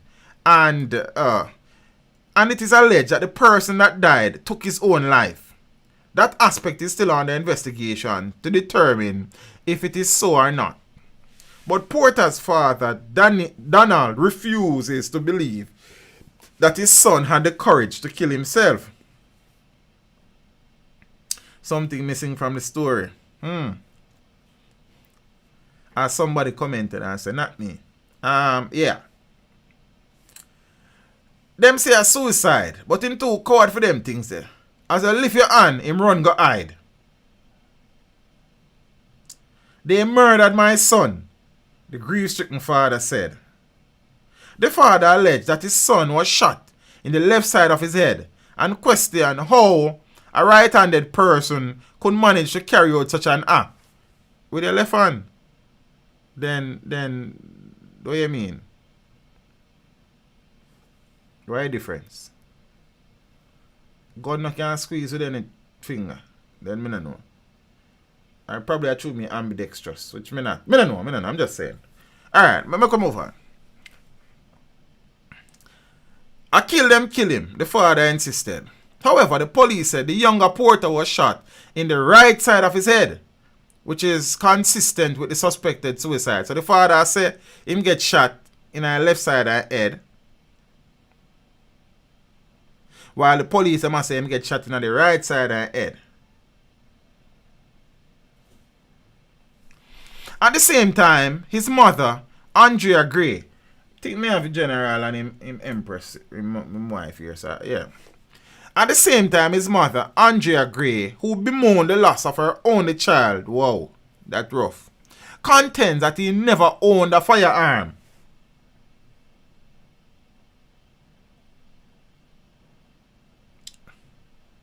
They said he shoot the girl in her hand, one in her foot, and shoot himself and don't have no gun. So me don't know where gun come from, she argued.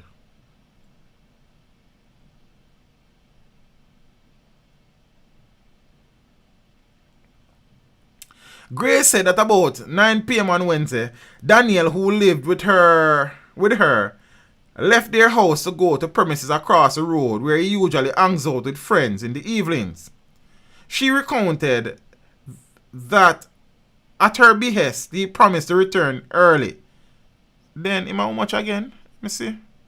Because 28-year-old. Okay.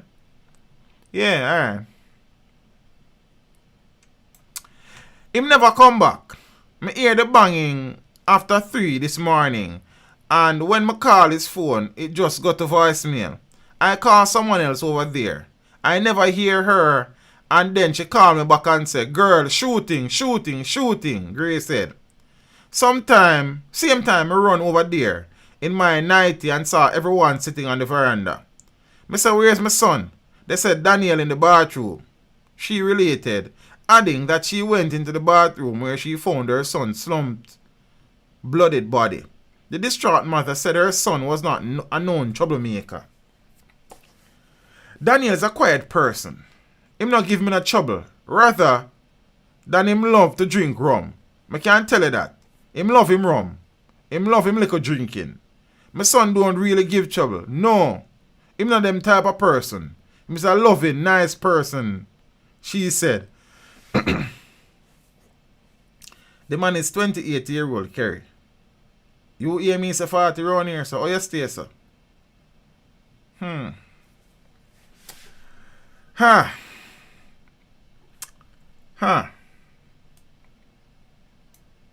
Good night, Tash. How you doing?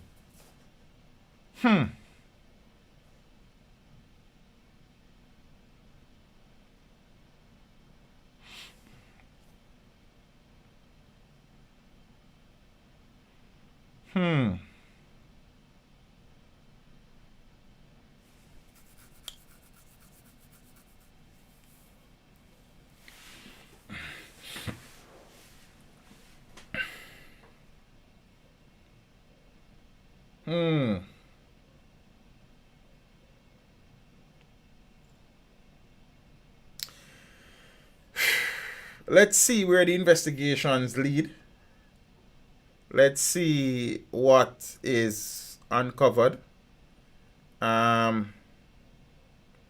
friend them kill him, a rum drinker. The source, someone lean, you know. Yeah.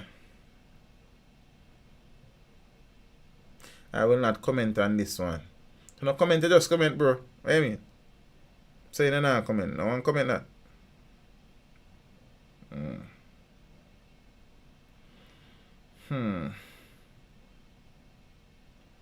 Oh, carry me not add for you. You say the man are 40. Then me tell you say the man are 28. So me I try to figure out where you get 40 from. Good night, teach him. That's tourist one. Lean, you know. But why a straight version? Lydia, there's absolutely nothing wrong with him living with his mother. Perhaps he helps her and she needs him there.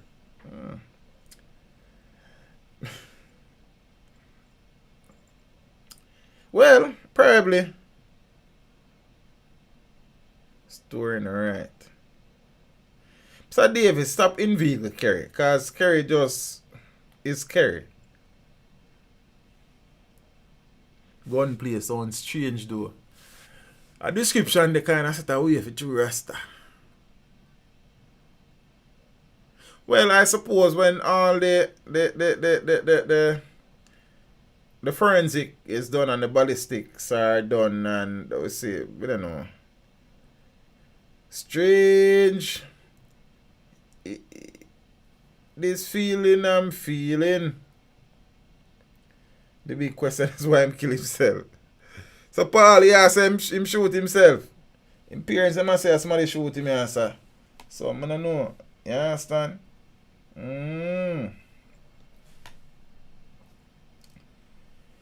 Oh, your love we will always believe in. Though you may think my faith is in vain. I mean, I am not casting any judgment on this one until investigations are complete. Okay, bro.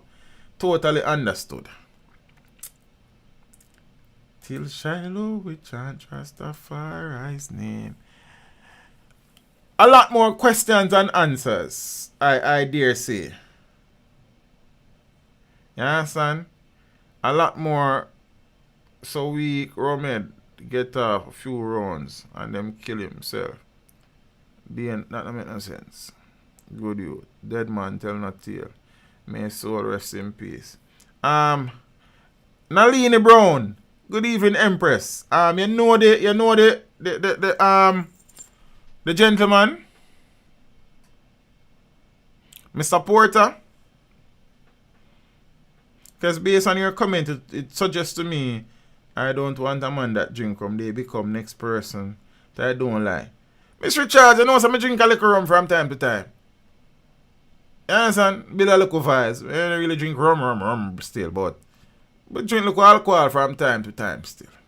Then you tell me, say, Mr. Charles, you know about go like me because my virgin them drink too liquor sometime. Then me don't know about that. You understand? Yeah. Oh, I'm a good youth. It is sad. Okay. So like Nicky, you know him?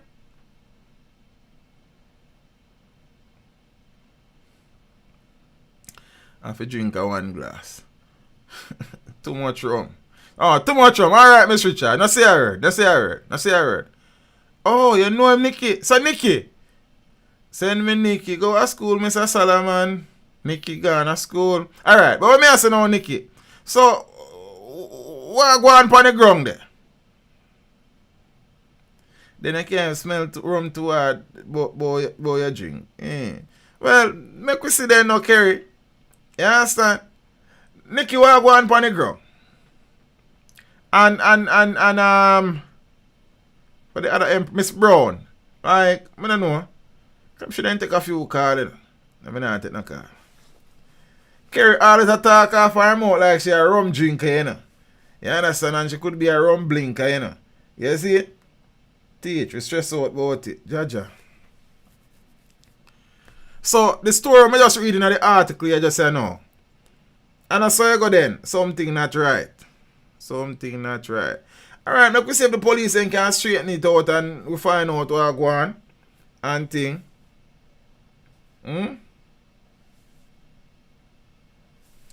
No, my name alright, Kerry. Then me not issue with my name. That not nothing to do with rum. What your name have to do with rum? That's a lame comment though. You understand? Alright. Make we keep an eye upon that one here and see how it work out now. You see it? Make we see how it work out.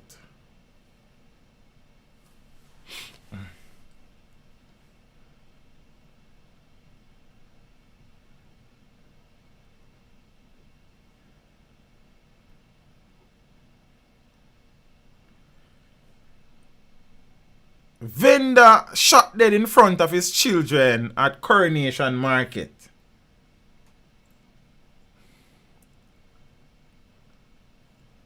The crap continues, ain't it?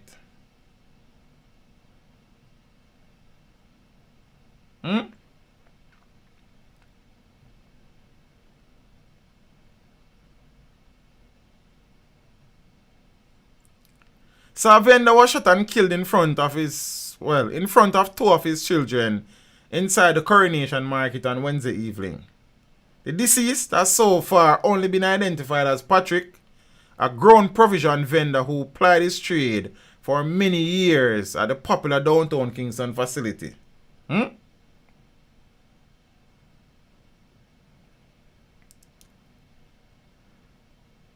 Reports are that Patrick was at the market with his two sons, one a teenager and the other a young man, when a gunman approached and shot the vendor 3 times in the head. Whoa. After the shooting, the gunman escaped and Patrick's body laid motionless on a table in a pool of blood. The vendor was later pronounced dead. Now, recalling the incident, one vendor said, "I thought it was a plyboard that fell when I heard a loud sound." That's a plyboard drop out of them place, eh? Then people started running from that side where the sound was coming from. Then I heard 2 more shots. The vendor believes robbery was not the motive in Patrick's killing, as according to the vendor, his pockets was still filled with money after the incident. Jaja.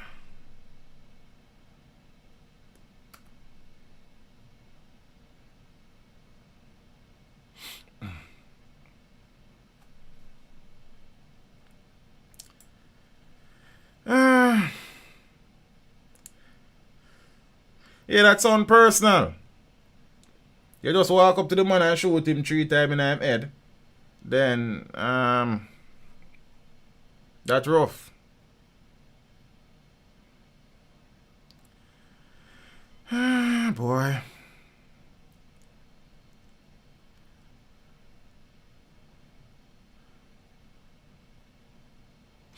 No, I have spoken before about claims and calls being made by politicians, MPs, that the CDF is too low, it's too small. CDF Consistency Development Fund, Constituency Development Fund, and I saw some articles in relation to audits done by the Auditor General's Department, which is suggesting that the CDF is being abused. Report cites nepotism as cash channeled to fund degrees for family connections.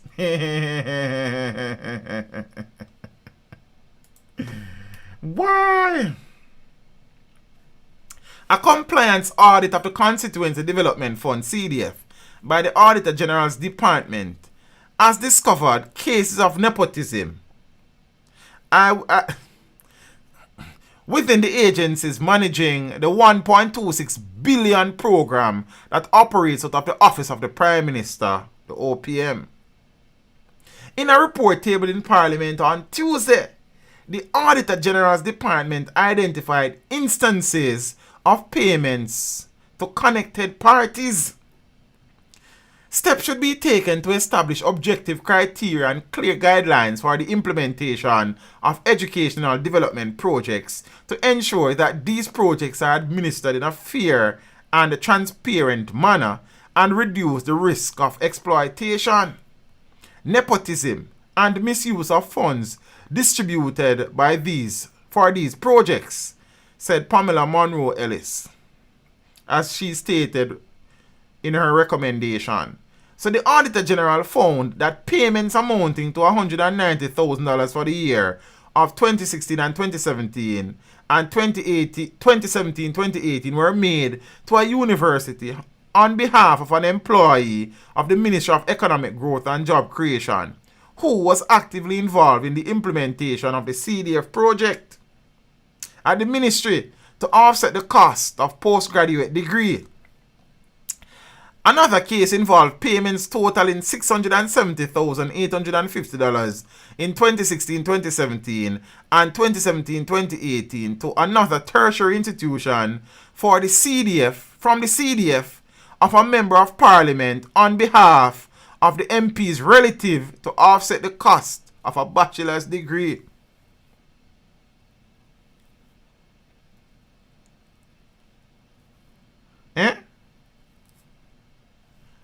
Ruan to teach, what does that do to the sons now they grow up seeking to find that person? Where does it stop? Unfortunately, it may span generations upon generations, you know. I have spoken to that before, that you kill my family, then me I kill your family, then your family kill somebody from my family, and then my family kill back somebody from your family, and the killing never stop. You understand? And we have these things spanning generations upon generation. You see me? Things that away from. Marriott, big up yourself in the family. Give thanks.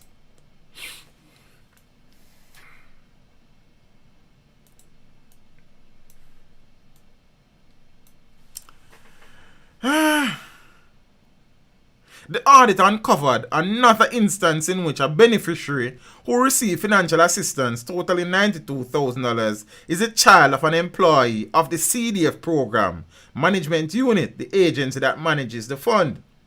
For the period under review, covering 2015 to 2016 and 2019 to 2020, the Auditor General identified 21 beneficiaries who received a total of $2,465,900 to offset educational expenses at private educational institutions.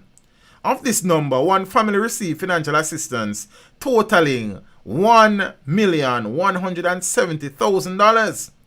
The father of the beneficiaries was an employee in the constituency office of a former member of parliament. The Auditor General said that the absence of established objective criteria and documented guidelines to manage the implementation of educational development projects increased the risk that these projects were not administered in an equitable and transparent manner. She warned that this might facilitate the exploitation and misuse of funds allocated for these projects. Now, citing inadequate controls over educational development projects, Monroe Ellis said that CDF initiatives should be developed based on the needs identified through consultation with constituents at meetings, which are mandatory and held in each constituency at least once every 2 years. Projects geared at educational development are eligible for funding under the CDF. The objective of these projects is to provide financial assistance to needy students attending basic, primary, secondary, tertiary, and vocational training institutions to offset school fees, examination fees, the cost of uniforms, books, and other relevant school supplies for students in each respective constituency.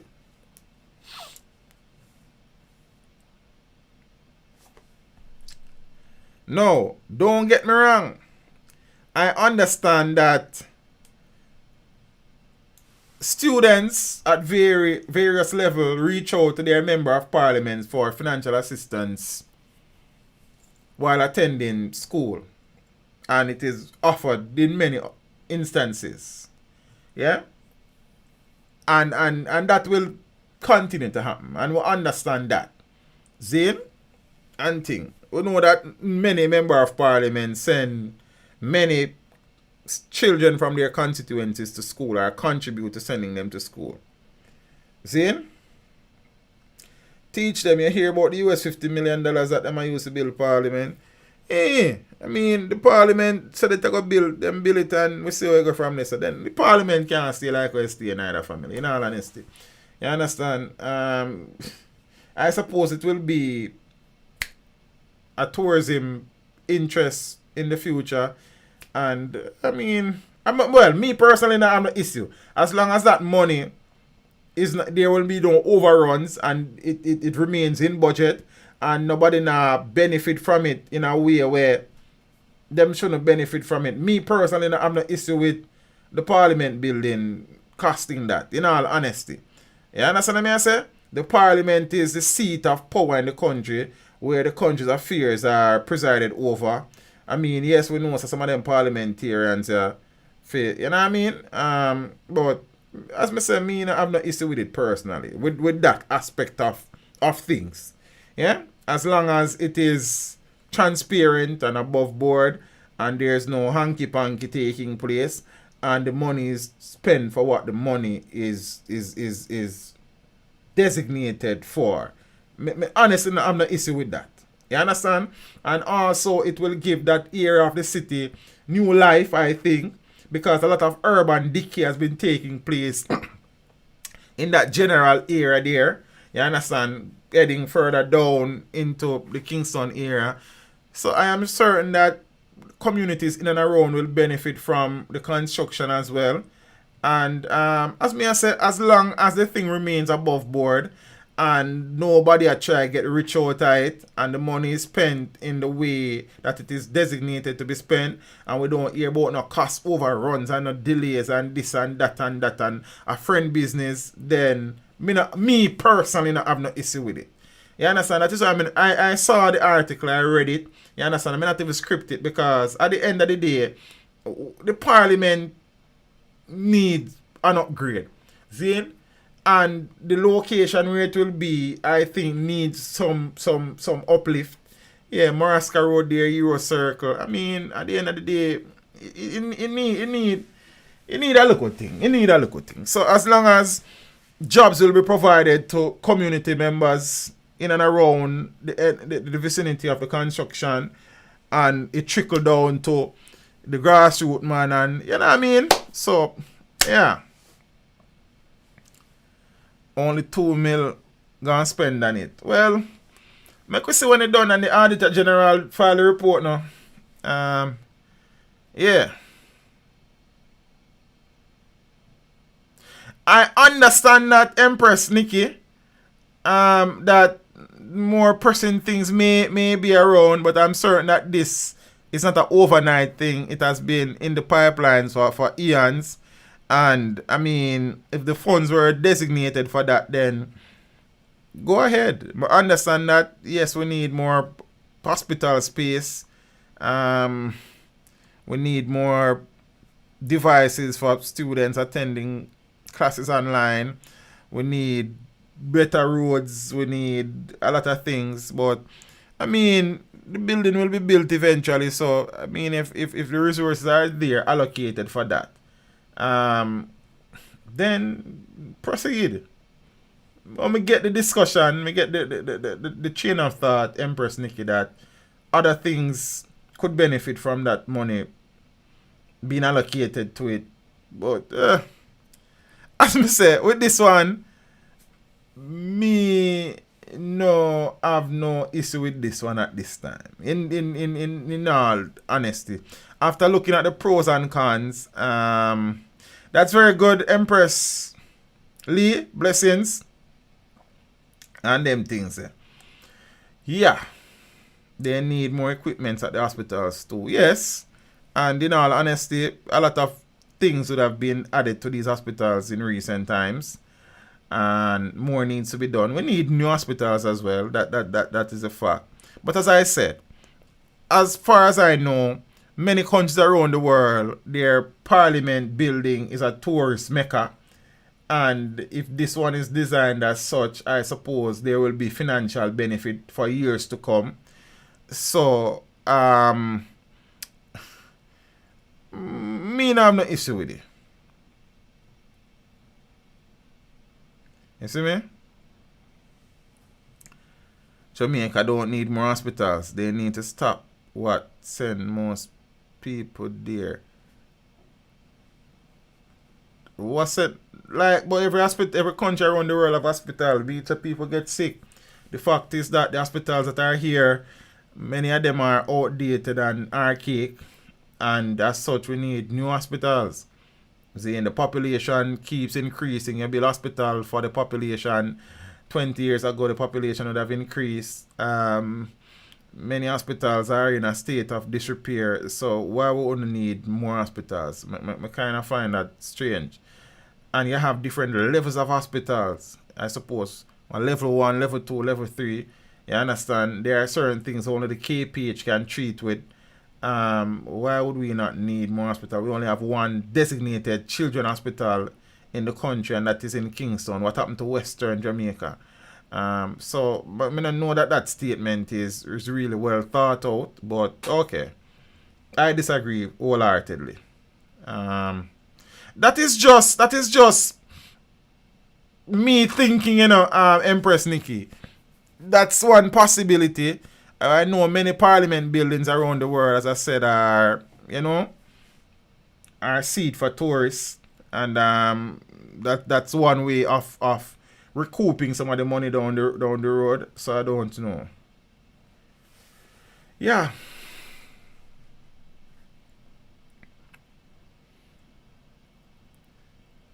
Now, to a story. You know that. Alright, let me read this one first. I saw an article in the Gleaner the other day with the headline, "Green light for bauxite mining in the Cockpit country." That is the title of the article, which would suggest that all discussions around that has ended and Noranda has now been given the green light to mine SML 173. That is the feeling that you get from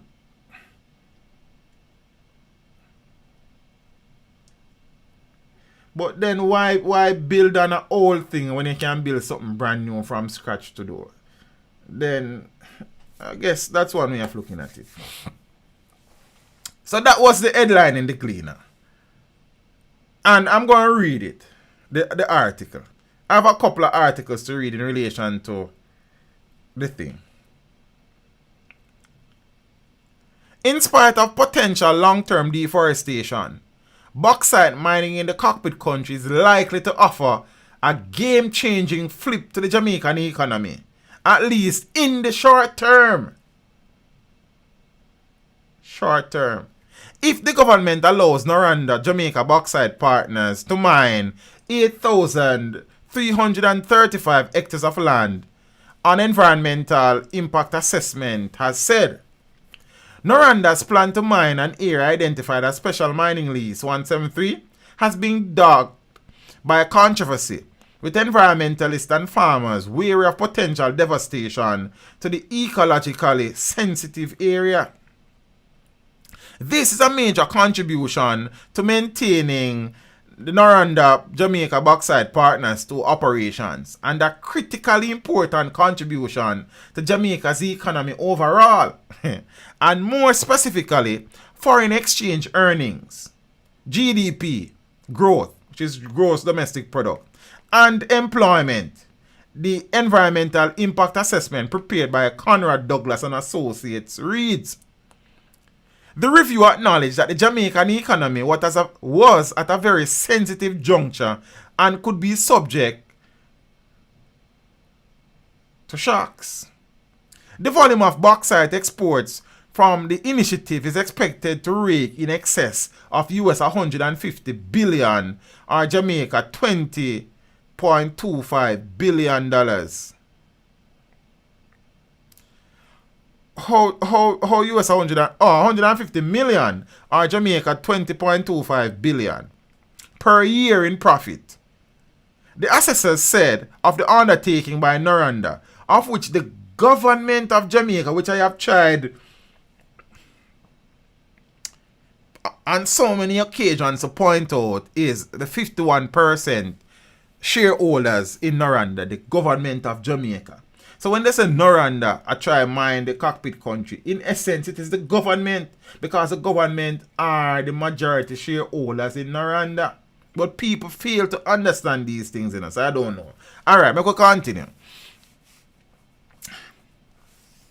So the government has 51% stake, and New Day Aluminum Jamaica Limited has the minority 49% interest. But environmental stakeholders are likely to insist that the environmental impact assessments, acknowledgement of dislocation of some households, disturbance of archaeological heritage sites, and deforestation are sufficient reasons why mining should not proceed in Special Mining Lease 173. Bauxite mining is also likely to result in an increase in the water runoff rate. I have spent length at times explaining that whole situation. Erosion and sedimentation of the natural drainage system and the potential of flooding. There may also be damage to sinkholes, and caves, and a reduction of water quality linked to dust generated during the chucking of the ore. Noise pollution, wildlife migration, and potential loss of biodiversity in the immediate area and disruption of established ecosystems were all cited as mitigating factors. The EIA stressed the fact that mining would not take place within the boundaries of the cockpit country protected area, noting that the government had given up valuable bauxite resources located within the proposed cockpit country protected area in order to protect prized renewable resources. The value of the bauxite that has been given up by the government of Jamaica has been estimated to range from approximately 1.4 billion US dollars to 1.85 billion. Was how Conrad Douglas and Associate justified the granting of a permit. Jamaica's immediate to medium-term social, economic and sustainable development future is highly dependent on providing Noranda Jamaica Bauxite Partner 2 with a permit to mine these bauxite resources. The environmental impact assessment concluded. There are no other feasible immediate or short-term economic alternatives that has been identified that can be considered as suitable or substitute to bring equal or greater macro and microeconomic benefits to Jamaica at this time, the report added.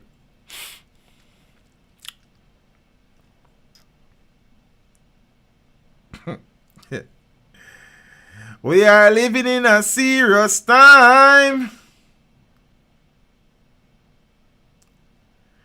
Time is so serious, cantankerous and dangerous. All over the world, everyone is in a heated rush.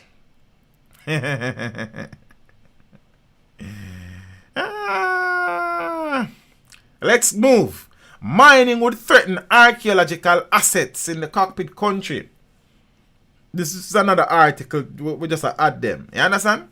Then me go to bed. An archaeological impact assessment conducted by the Jamaica National Heritage Trust has painted a gloomy picture for historical assets within the proposed Special Mining Lease SML 173. If the government allows Noranda Jamaica Bauxite Partners to mine the 8,335 hectares of land in the cockpit country. The Noranda commissioned study, the Noranda commissioned study, which was conducted by the JNHT's Archaeology Division found that even though the area, which spans the parishes of St. Anne and Trelawney, falls immediately outside the eastern delimitation of the Cockpit Country Protected Area, CRAP, it could hamper Jamaica's quest to have the Cockpit Country Protected Area placed on the UNESCO World Heritage List.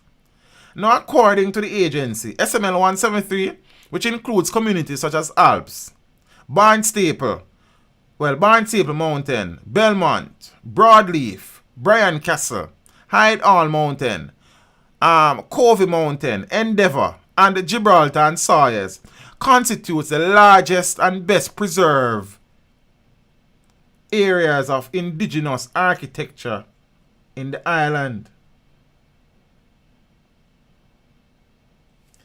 Noting that one of the fundamental objectives of the World Heritage inscription is to improve the quality of life of people who live within and around the designated area, who may be the owners of the cultural heritage deemed to possess outstanding universal value.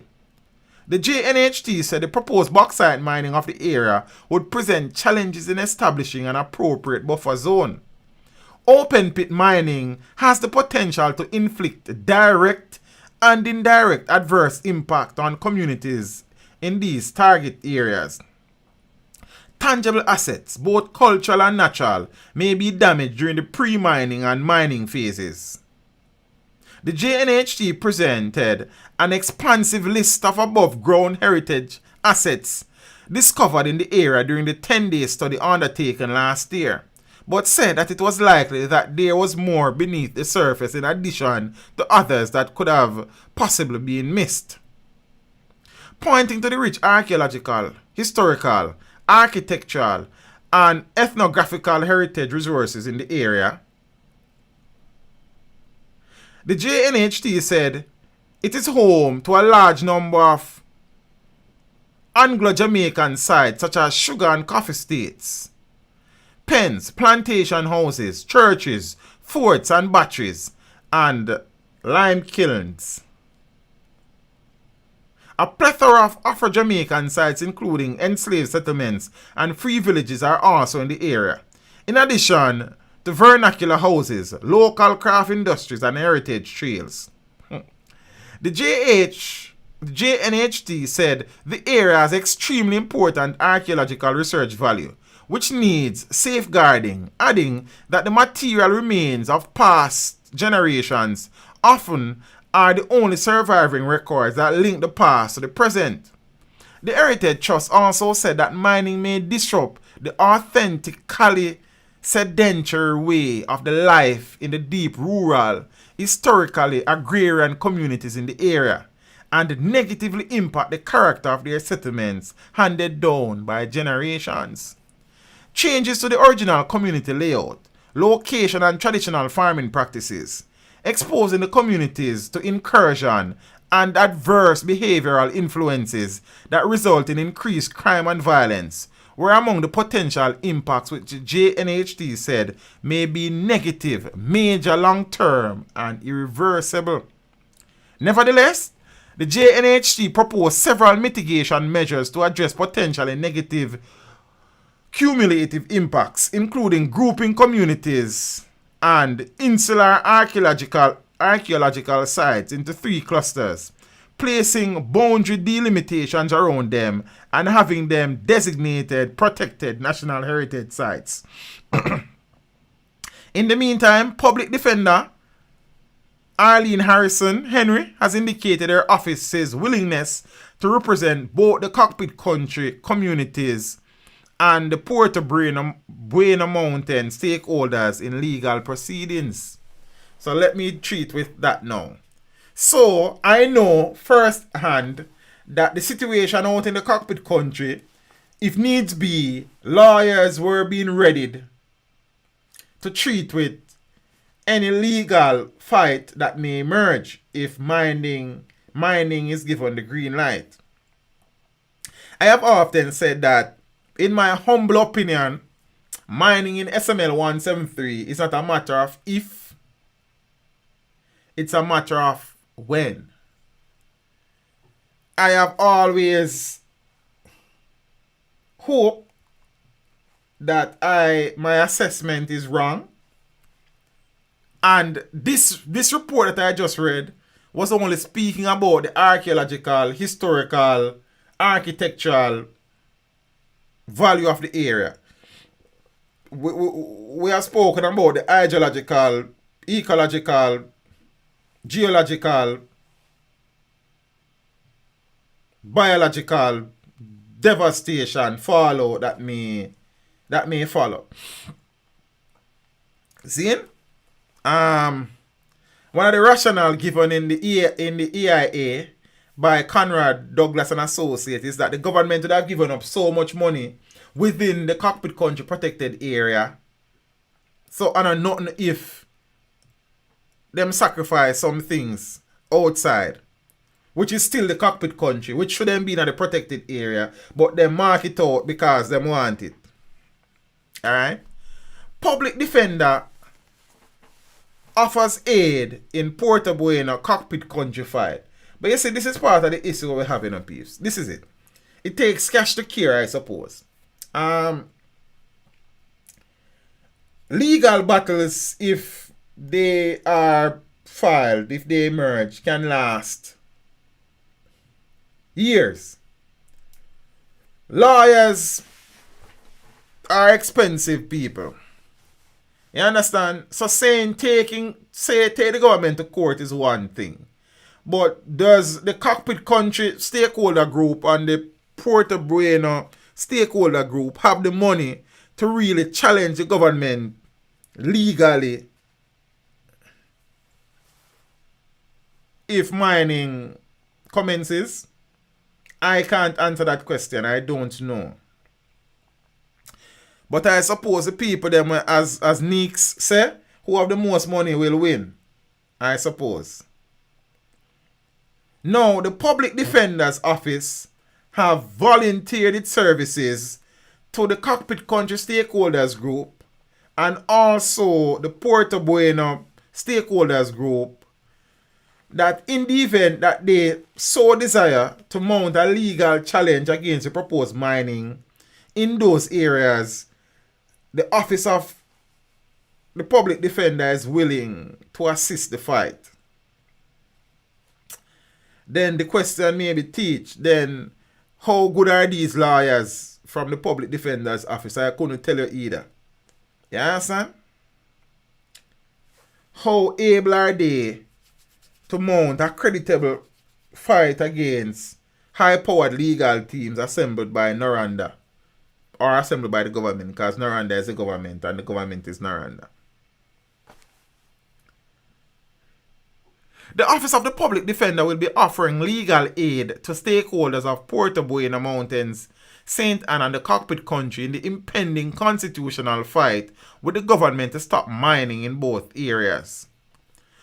The government has drawn the anger of environmental groups and some members of the public by granting a license to Jamaica World LLC to mine the Puerto Bueno area, home to endangered and endemic species, after the National Environment and Planning Agency, NEPA, had denied the permit after an environmental impact assessment. The government has not responded to calls from groups such as the Jamaica Environmental Trust and the National Integrity Action to withdraw the permit, and now plans are on the way to fight the matter legally, in which the Office of the Public Defender will offer legal aid. Maybe the Public Defender will hire some high-end attorney, who knows? You know, so me study environmental law. Probably if me ever go back to school, I probably do that. One time. Is there something that I would want to do before that still? I think Brian Sykes needs to be one of the judges on this one. As loud as this issue is, you would think a bunch of attorneys in Jamaica would take on a pro bono. PSD attorney are generally some of the best in the game, with bleeding hearts. Well, you would think. You understand? Environmental law.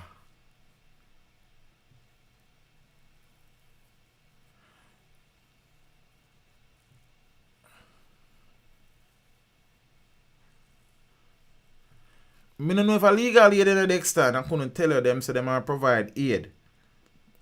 Legal aid. I don't know if the legal aid is legal aid. I know you understand what I just say. Under the Public Defender Interim Act, I assess that there is a prima facie case. That is a case now relating to a constitutional breach. The complainant can institute the proceeding, and then I can offer that complainant what the law calls legal aid.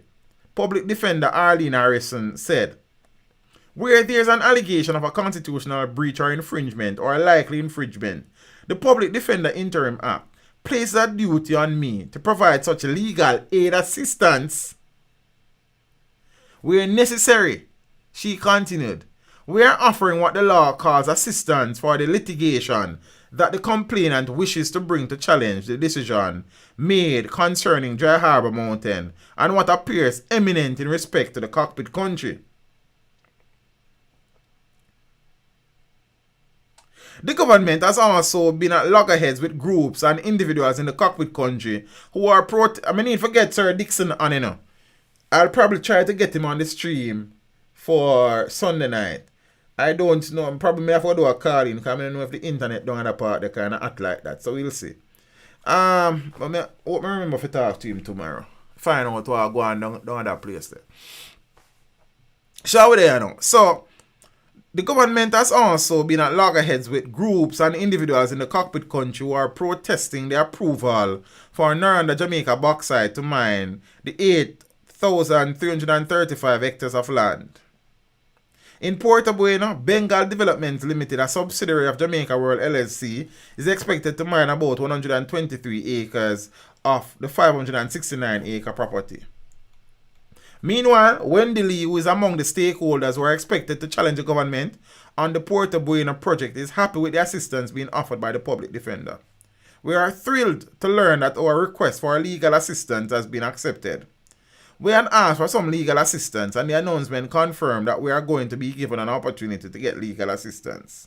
Lee, an environmental educator and biologist, said, despite public pushback, including a petition that has now garnered more than 7,000 signatures, Prime Minister Andrew Holness, who has responsibility for the environment, has brushed aside what he calls the rubbish being spewed by some environmentalists. We talk about that already. We play that already and them something. You understand? So, who are the top environmental lawyers in Jamaica? Tamu, you know that's a good question, but I'm not sure. As I've said before, it is my instinct, it is my gut feeling that mining will proceed come hell or high waters. I hope that my gut feeling is wrong this time, but I don't know. I have sat down, I have analyzed, I have spoken to people, I have interviewed people, I have gone places, I have done some research, I have listened to government, I listened their tone, I view their stance and their posturing, and I get the distinct impression that they are hell-bent on mining SML 173 in Trelawney, St. Ann, and parts of the Dry Harbour Mountain in St. Ann. I mean, the cry is that the country needs money and we're doing it sustainably and the impact will be minimal, and we have demarcated areas to protect areas when we're not really protecting areas, but I know. I don't know. I really don't know. When the politicians them retire, them not live at Jamaica. Who tell you that, Nix? How they live? Practically all politicians that I know were retire at Jamaica they live. I could be wrong, I don't know. That's money now and problems later. It don't have to be. Andrew mind can be changed. By the courts? Certainly not by the people. I can't tell you that.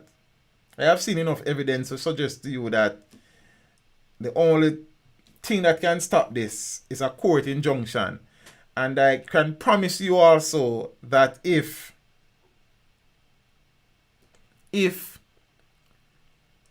there is a court injunction, Noranda will appeal left, right, and center. And they will exhaust, they will not fail to exhaust all resources at their disposal to have the matter end in their favor.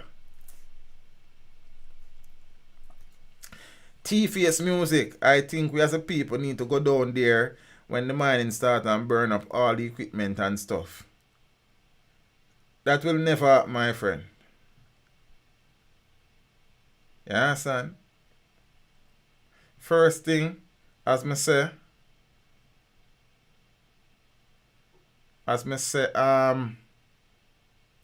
in Jamaica, we deal with things politically.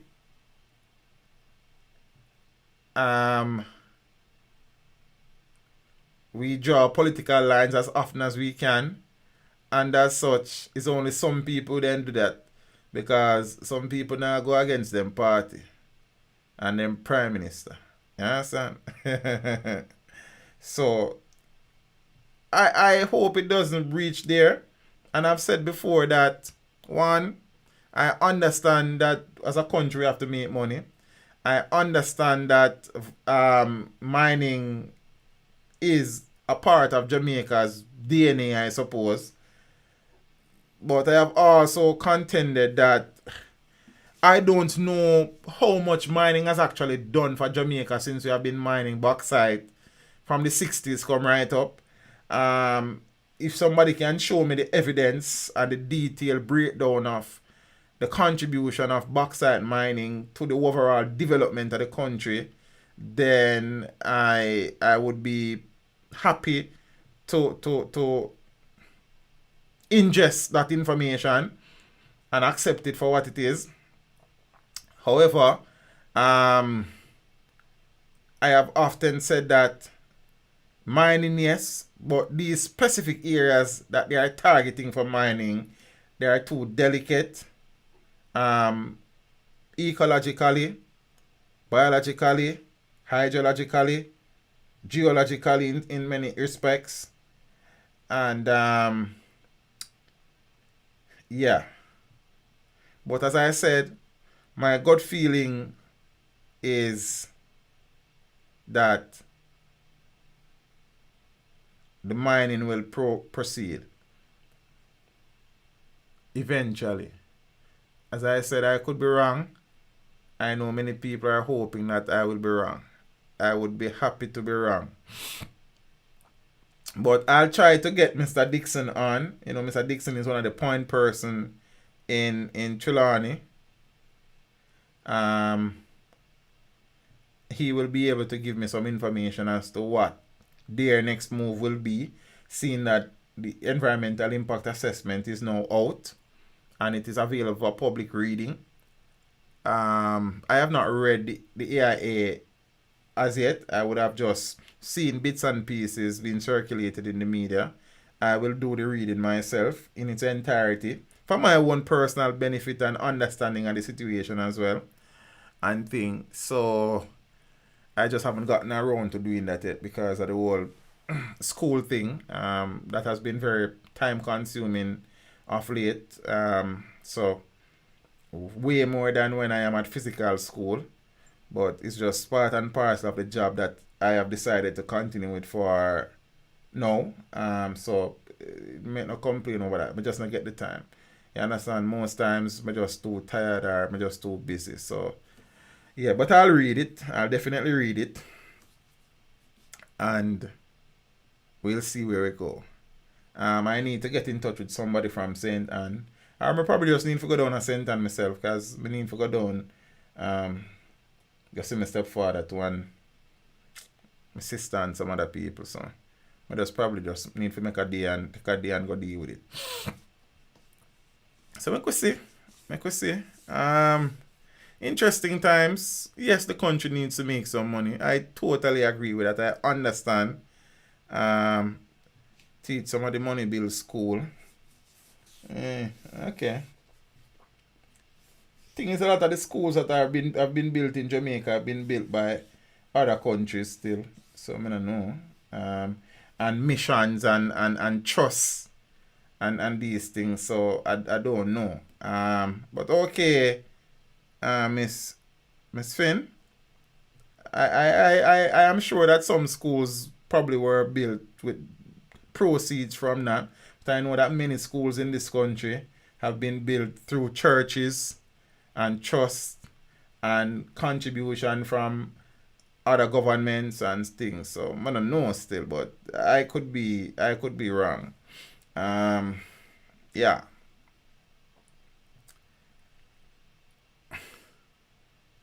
I'm afraid that we are thinking short term, and I am afraid that we understand that mining will be so bad for some of these areas that, like, when we mine it out and make the money, we don't really business, we do it already. You understand what I say? I also get the feeling that the Prime Minister is trying to leverage his popularity among the residents, the citizens of the country, and he's willing to gamble that even though many people are upset, you have many people who, one, them no business, two, them think that mining is, you know what I mean, the way to go, three, he knows that some people just want to make money. So he's willing to gamble with his popularity, and he is certain, I am sure, that he will survive any backlash, and he will be able to, you know what I mean, put this behind him when all is said and done. And if he wishes to contest the next general election, he will still be in good stead in his mind, because the people would have said, yeah, jobs were provided, the country makes some money, and Andrew do that. He'd have also sat down and think and come to the conclusion that, yeah man, I know some people are cuss me, you know. But you know, Jamaican people, a 9-day thing. You understand? Them cuss for 9 days, and by 10 days, them good. They don't remember nothing. You understand what I say? And right now, again, when the people are so distracted by the COVID situation and trying to survive, at the best time to drop it on them, man, because most people are focused on survival. They don't really take on the fight, yeah. You understand? What's no whole heap of demonstration can't go on because of social distancing and them something there. So, boy, Miss Finn, I love my country probably better than you, you know, miss. But you see, we have to learn sometimes, say, the short-term benefit should not supersede the long-term problems and issues. You understand? I would be a happy man if the government had spent. All right, Father Finn, my apologies, brother. Give thanks, blessings. Zane, if the government had spent 50% of the energy it has spent in pushing the mining agenda in the Cockpit country and now Puerto Bueno in developing, modernizing, and capitalizing on agriculture. You understand? Teach, doesn't mining contribute 50% to Jamaica? When that Father Delroy in the 60s and 70s? I am certain no. Tourism, remittances, those are what drives the economy, my friend. Yeah? And thing. So, remember Alpad lockdown for long and them something. The Bauxite, no. It does bring in money, but not close to what it was bringing in the glory days of mining. You understand? Tourism and remittances run Jamaica family. Yeah? So, I think, and I am certain that there are other alternatives to mining. Yes, the money may not be as great upfront, but in the long run, it will be more sustainable. You understand? And I don't know. I don't know. I don't know. Let's see. I have my distinct feeling as to how this will end. And I sincerely hope that 50 years ago that, 60s and 70s, that 50 and 60 years ago that, You see? So, I don't know. Half a century now. You understand? We're complaining now. Many countries around the world are experiencing food shortages in some way or form. If our agriculture system was as robust as it could have been and should have been, we could have been exporting so much to these countries instead of importing so much. Our own food security, employment. Like, for me, agriculture is the safest bet right now to prevent us from experiencing the ravages of certain external and internal shocks. And I know agriculture has its weaknesses as well, as you may have pests and disease outbreak and weather anomalies, and we treat with hurricanes almost every year in some way, shape or form, and the whole works. But if the government had spent as much energy in trying to push agriculture and all aspects of agriculture, we're talking about not only commercial herbal farming, but also pastoral farming. You understand what I say? Aquaculture, horticulture, all sort of culture. We would probably be in a better place financially than relying on bauxite to save us. Many of these areas, bottled water, the bottling of water is a massive industry around the world.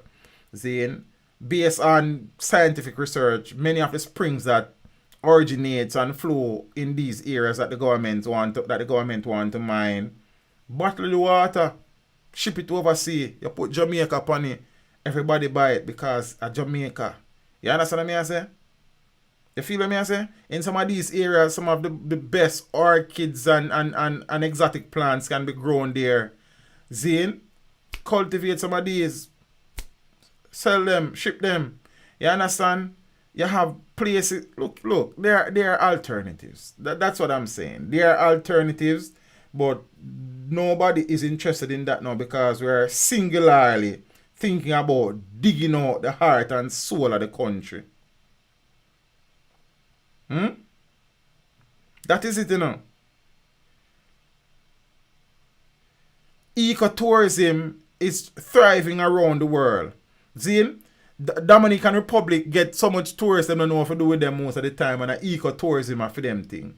Build some bird sanctuaries. Bird watching is a thing. Hiking is a thing. Camping is a thing. You understand? So these areas that we want to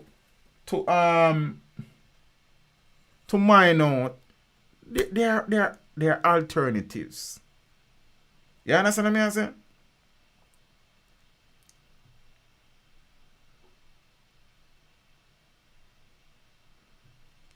Because that's how the system set up, Malik. You understand? That's how them set the system, If you continue to push them agenda, so them have to import things. You see me? If we never start import nothing, then nothing on there for buy. No option on there, you have to buy from the local man them. I have often said that there should be some form of embargoes placed on the importation of certain things what we can create here.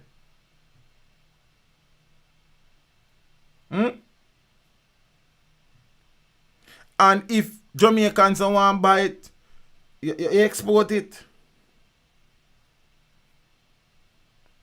You know what Jamaicans in the diaspora would spend their money to buy authentic, locally grown Jamaican produce when them going to the supermarket, them at Canada and in the United States, go see them things here, and in the UK. Forget about foreigners. Talk about the Jamaican diaspora. You know much people who them walk miles to buy 2 good Jamaican pear and 2 good Jamaican roast breadfruit. And some Jamaican carrot and callaloo and pak chai.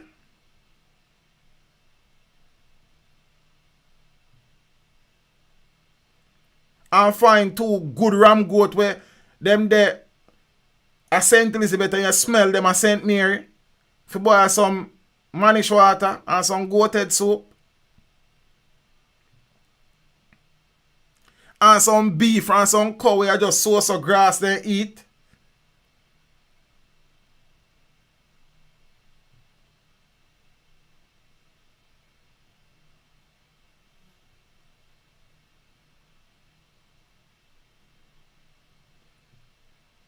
And some ackee where I know make man make your tree grow up on.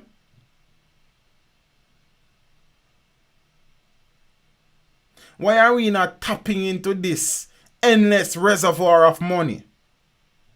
Versus trying to tap into something that will make some money up front, but then the fallout will be here with us for years. That is what I can't understand. Me not get that. Zine?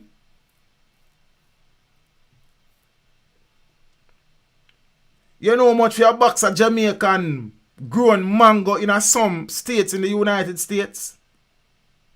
You know how Jamaican yellow yam is valued overseas?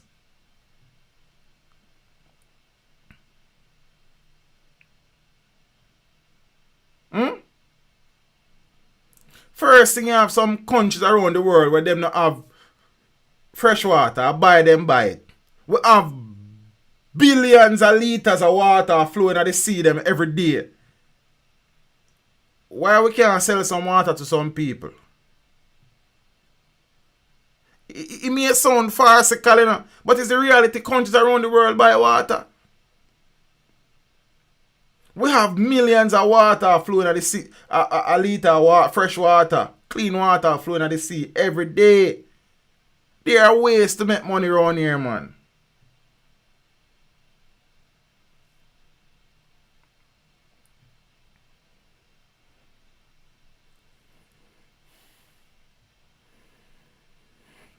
Teach, you know, Star Plum at $2 for one single one abroad. Eh?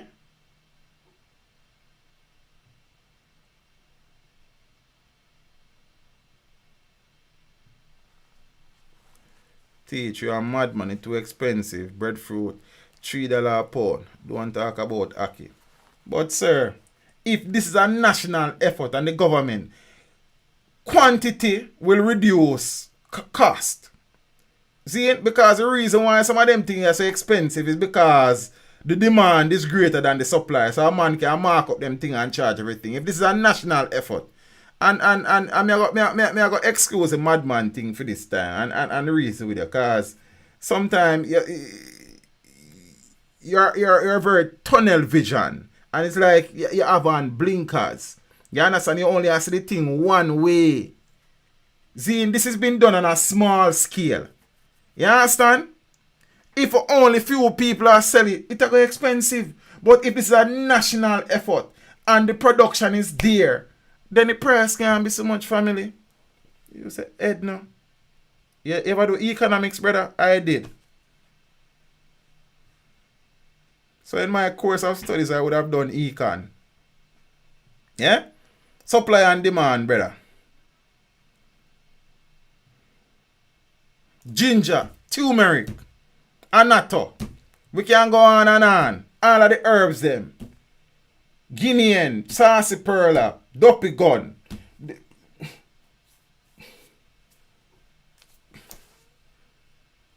Mint.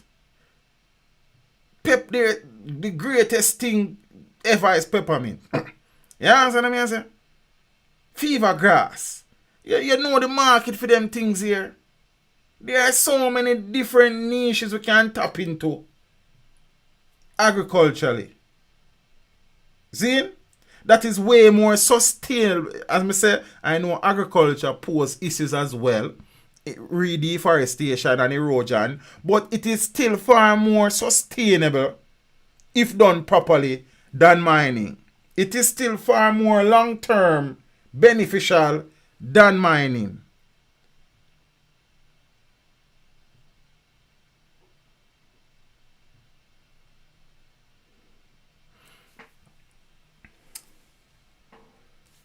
So, guys, I don't know. I don't know. But as I said, I am almost 100% certain that mining will commence in SML 173 eventually, and possible in Puerto Bueno. And once Jamaica and diaspora find it easily, the foreigner them will start buying. Them only wants Jamaica upon it. That is why, and this is the next thing, you have many manufacturers around the world who are making things and stamp Jamaica upon it, and it has nothing to do with Jamaica.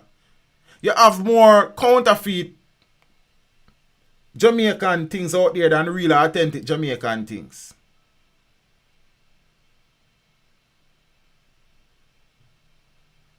See?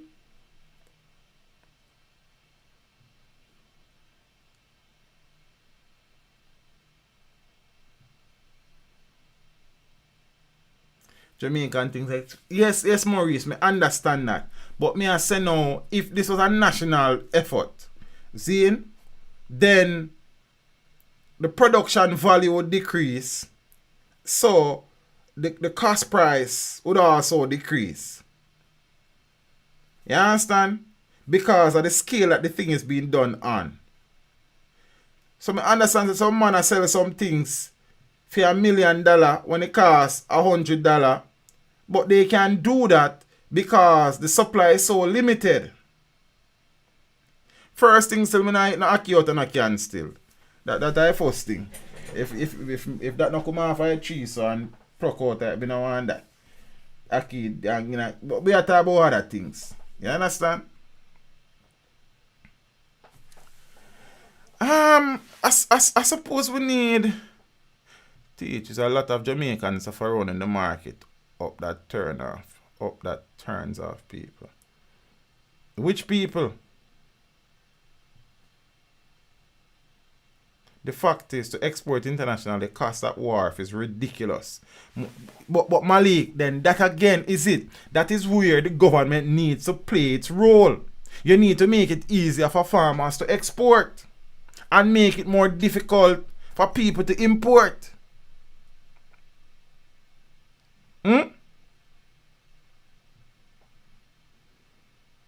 But it is the other way around. It's easier to import than to export. Yo, I don't know. You see, I know some people as a teacher, it's easy to sit down and talk, But the reality is that some things are not as hard as they are making it out to be. That is the reality. And if me did say a concerted push and effort and investment in trying to revive agriculture and it don't work out, me then say, okay, fine, we try that and it don't work out, so I could try something else. But have we really done that? Yes, we have RAD and the Jamaica Agricultural Society and some other agencies, but how much assistance is being given? What are the incentives for young people to farm? Is government providing lands that are idle lands to say, okay, this is in demand? Say peanut is in demand then. And we leasing you 5 hectares of land for cultivate peanut. U5, scallion and time, U5. There's so much unused land in the country that the government own right now, where if incentives were being provided for people to go into agriculture, more take up of these lands would be done. How easy it is to import farm equipment in the country. My ask, I never try import none. Zine, is there concession on fertilizers at the wharf? pesticides and insecticides and herbicides? Are concessions being given on those things? Yes, T-face music, that is true. But then that is why you have public education campaign. That is why now you get some people where the youth them can relate to come spread the message. Jamaica is one such person. Jamaica is still a relatively young man. Jamaica is a big artist in the business, and Jamaica still a running farm. So you get people like that. Zine, I interviewed Louis Culture some time ago, and him said, Teach, me I grow my food, me I grow some food for myself now. These are people who can connect with Louis Culture, not so much a young people, but then again, Louis Culture's ability as a musician, then him can do anything.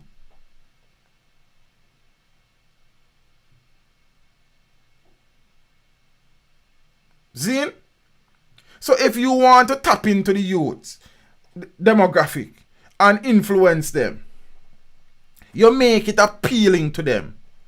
You understand? Because the first thing, when youths in the country think about farming, them think about one dirty looking man with some tear pants with a water boat and a fork and a cutlass. A subsistence farmer, that family, a peasant farmer, that is not commercial herbal agriculture or commercial pastoral farming.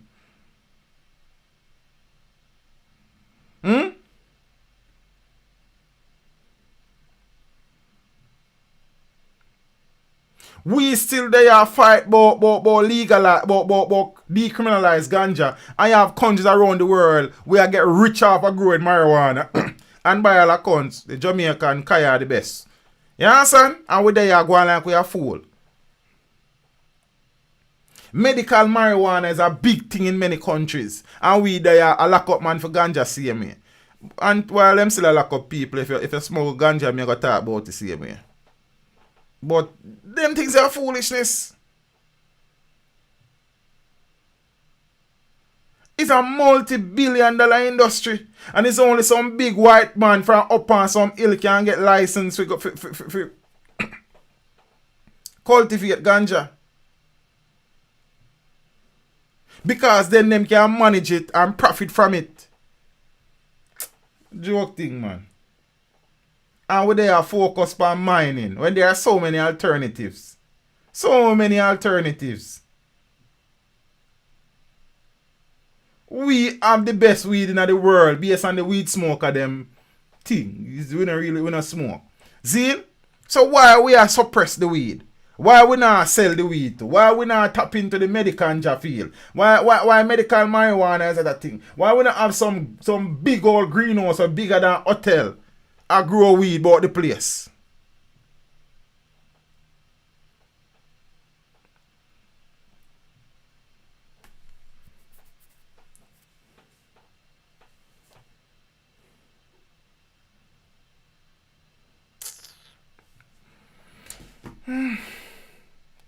But then some people have come out, you know.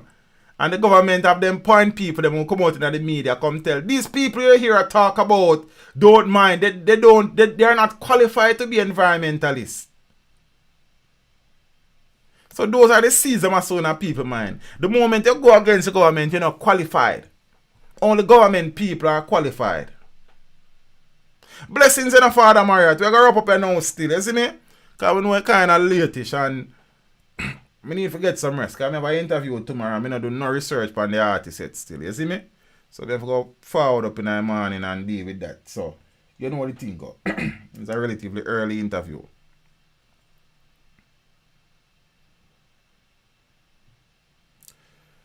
This country could be... Yeah, man, them plant them, man, all on social media, all on YouTube at the end, brother.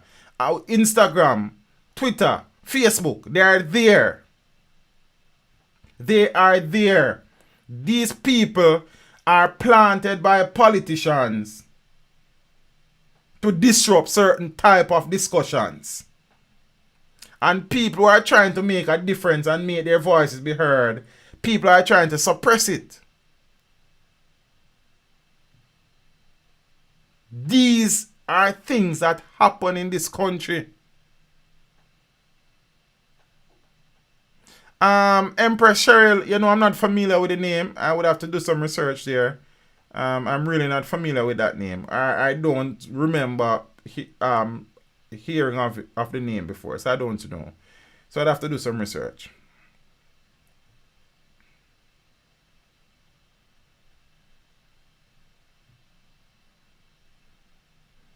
Alternatives are there. More sustainable alternatives than mining are there.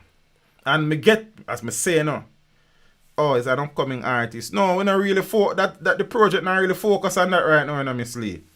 You understand? So just encourage him to go and put in the work and, you know what I mean, continue contributing to the music. And one of them time that when he has written his story or has written a significant part of his story, then we can probably hold a reason. You understand? Eventually we will have that as a part of the journey, but for now, the project kind of a focus on, you know what I mean?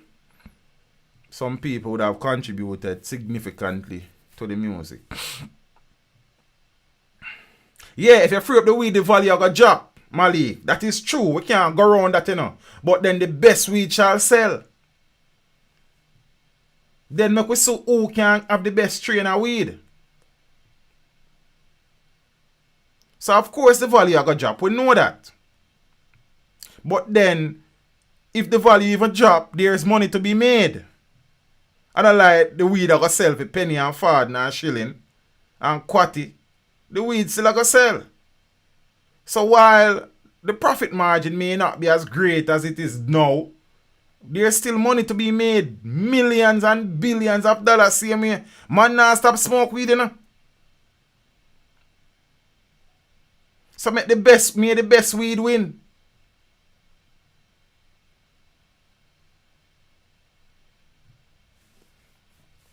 So I am fully aware of the fact that legalizing ganja will result in a depreciation in the price. I mean, anybody would have figured that out. You see me? But the reality is that money is still there to be made. Whichever way you look upon it, money is there to be made. You see me? So, those are just my few cents and some of the things that affect this country. Mining is so medieval and antiquated and archaic. In the 21st century, the economy should be driven by technology and innovation instead of degradation and destruction. You see? The amount of mining we go on in Jamaica since independence, we should be a wealthy nation. But where's that money? How much real grassroots Jamaicans benefit from said money? How much of that money has been pocketed by our politicians over the years? So let's be real about the thing. Just not getting our emotions. Mining have its place. But the place where them a try mine, the Cockpit country, any teacher, have you considered our sports stars and interview? Yeah man, definitely. But we know one of the thing, Road Van, big up yourself. You have to understand too is that it's not everybody know teach them, you know. And everybody recognize teach them either. And everybody feel a need to be interviewed by teach them either. You understand? You know, you don't really have no name really in the media field. Some people don't really look upon you like that. I have experienced that. As me don't tell people, say some artists, Anthony Miller and Winford Williams, them thing there. Then what you gonna do? You just move on to somebody else. You see me depend. So it's just one of them things. But I hope to interview all Jamaicans who would have contributed meaningfully to the country down the years. This is not something where we are planning to start and stop. This will be a continued thing. But definitely, I would definitely love to interview the great Jamaicans, the Jamaicans who are the unsung heroes, the Jamaicans who have been contributing quietly and not getting the recognition, and the Jamaicans who the world know as well. So at the end of the day, you know, we just put in the work, Turkle style, slow and steady. But I definitely intend to do that, Road Van. And I like teach everyone new here. You'll be surprised. You understand? You'll be very surprised. And everybody watch YouTube, and some people are the views that vloggers as them tend to term me. Them are nobody, man. Them a fool, man. Them at some look up side hustler them, man. Them you know pay them no mind. Them not important. Them not no influence, not no value. You understand? So and you will also see that you will be out here putting in the work for years, you know, on the grind. And some people, you know, them probably have some reputation and name before, and them come and some of the benefits them what your work probably deserve. It's really them I get it, you know. You see these things and you smile and you move on and you continue working and you become motivated even more. But me sight up the thing. You understand? But we just out here do some work. And as I've always told people, and some man message me, yo, you need to interview this a man and next and what you wait pan. And more time it is irritating. But me just laugh it off and go on sometime because especially on Instagram, if you inbox me on Instagram, there's a 99% chance that I will respond because I think that when somebody go to them way if you message you, it is important that you try to communicate. You know the volume is rough, especially on WhatsApp. WhatsApp kind of rough because we get all 100 message per day, and yesterday you only get 250, so 250 today plus 300 more coming today that are 550, and it keep on building up. I mean, people probably feel offended sometimes that your teacher ignore me and peeps. It rough. You understand? I am only one person. Zane, Scotty should be managing the channel phone number, but then you know, in them time that Scotty lost her mother and she really and truly hasn't gotten over that. She have rough times from time to time. So we're not too pressure her. You understand? I'm a sister, I'm trying to make sure she good, but we're not too pressure her. So at the end of the day, guys, it is not easy and people get offended for the least things. You understand? You mean I remember something, somebody ask you something, you mean I get round for reply to them. You promise some people say reply to them too, but then you get caught up. And what people need to understand that I am not one of the YouTubers who does this thing full time. Not yet anyways. You understand? I still work a full-time job, and my job, I am not just a regular teacher. I have responsibilities at work. Plus, I have a young family. You understand what I say? I have a 5-month-old son and I have a 9-year-old daughter, and Marky, my daughter, is not in Jamaica, but we try to do the daddy thing from a distance as best as we can. Same way. So you know what thing got teach, I can't find more ladies. You see that you see when we see these questions, I have to laugh because many of you won't even understand how challenging to get some interviews are. You understand how annoying it can be sometimes, Zane, but we remain patient and stay humble and appreciative. But it is not as easy as many people think. As I always tell people, you don't have artists line up. Can we interview you for a change? It would be definitely, one day, my story is still being written. You understand? I am still growing. I am still achieving. I am still maturing. I am still becoming the best version of me. So my story, I'm going to write a little bit, you know. You understand? So we'll see how it goes. It is more challenging than people think. You understand? It's Simon and Scotty know the details of the thing there more time, and some of the time when, you know what I mean, you have to just smile and wave and think. So that's a thing of peeps. You know. Yeah. But definitely, Van, give thanks. But I definitely hope to interview sport personalities, lawyers. Mr. Champignon, there are some questions I'm going to ask you. It's a serious hombre. Link up. I don't have a case to give still. Just want to learn some things. You understand? Yeah. Dangerous fella. You understand? The great sports people, you know, the great Asafa Powell, the great. You see one of the next thing what people, some of these people too, you see, what I am learning is that, and this has nothing to do with Asafa, it's just a general thing. Some of these people, when they start them own YouTube channel, they see other YouTubers as competition, I suspect, so they are not too interested in really and truly sitting down with another YouTuber, seeing that they are YouTuber now. They will be more comfortable with sitting down with mainstream media. People don't understand all this thing here. Like, you don't even understand. Like, it have chum case of forward. People see it and think, say, oh, me telling some people to line up on my gate for do interview. You understand? Well, we all can think in a niche, and then it's not only that. You know what? Never mind. Just leave that as it is. You understand? Well, you probably need make it stay, peeps. Yeah, everybody big up themselves. But I am the one who cheat with the. I am the one who make. This is the phone that make those calls. This phone right here. All of those calls. Yeah? So when somebody answer the phone, and me know how it go. You understand? I have been dealing with that.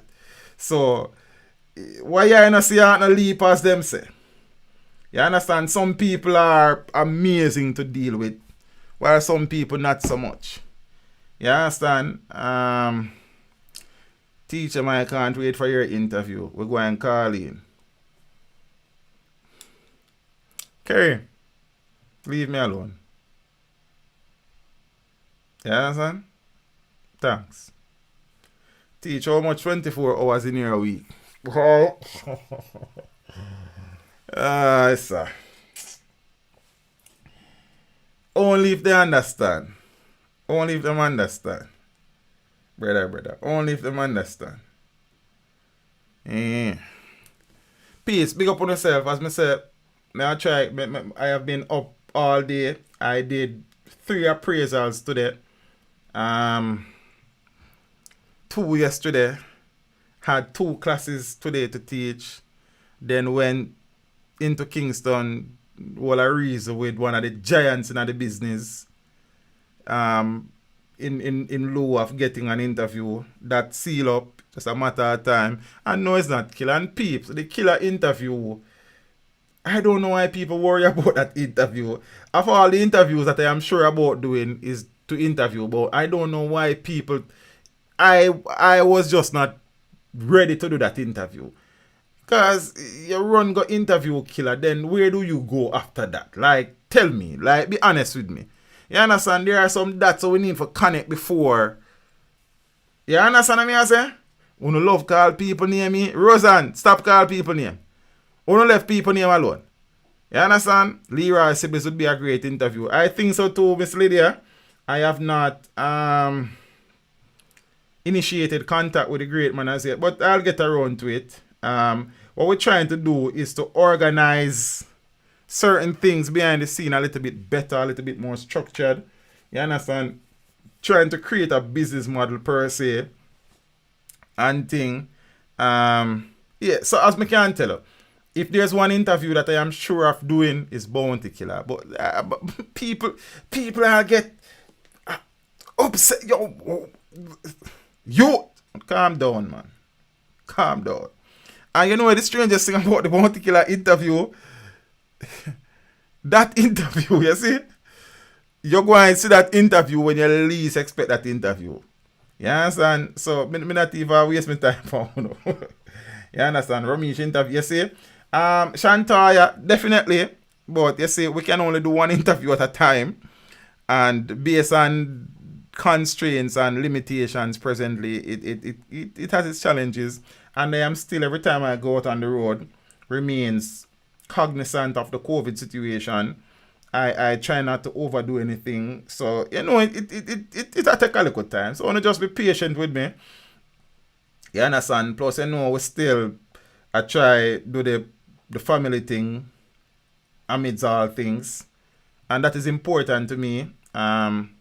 Seeing that my father wasn't really the father that he should have been when I was growing up. I have told you before that my greatest joy is to treat with my children in ways that I was not treated when I was growing up. Making sure my children have the things that they need. Not the things that they want per se, the things that they need. You understand? And just trying to give them the life that they deserve and the life that I never get. So we still try to do that despite all things, and we're still learning, we're still growing. I am still... Ramesh has contributed a lot to this music in Malik. Don't underestimate Ramesh's contribution in a brother. You understand what I say? Ramesh is a businessman separate and apart from just what you know Ramesh as, you know. Yeah, man. Professor Nuts, definitely. Somebody working on that link. Ghost. When Ghost is ready, the interview will happen. Let me leave it at that. So, you see, it's just a lot. Sometimes I probably don't spend enough time with myself anymore. And I am that type of person. I like my space sometimes in terms of being in my own space, hearing me think. You understand? I don't get to do a lot of that anymore. I don't get to rest enough anymore. I try. So someday I'll take a day off or 2 days off and stuff. And as I said, we have been blessed now where we don't have to upload every single day to keep the channel relevant. We still want to keep it consistent because we have dreams and we have goals. We have things working on. As I've always told you before, there are many things that I have not yet accomplished that I want to accomplish. Some things are closer than others, but we're still out here working. We have big dreams. Fabulous situation is very difficult. Zane, I have many people working on the fabulous situation. Spraga, Nadine Sutherland, Marvin, Louis Culture now, his daughter, as in Terror Fabulous daughter, like the terror situation. And I've always told people that is my dream interview, and we're working on it. It is just a delicate situation, and if Spraga was living in Jamaica, it probably would have happened already, because I think he responds to Spraga the best out of anybody else. Probably Louis as well, but we'll see. Many people have tried. Fabulous situation is just difficult. You understand? And it kind of hurt me each time I talk about it, based on the respect what me have for Fabulous.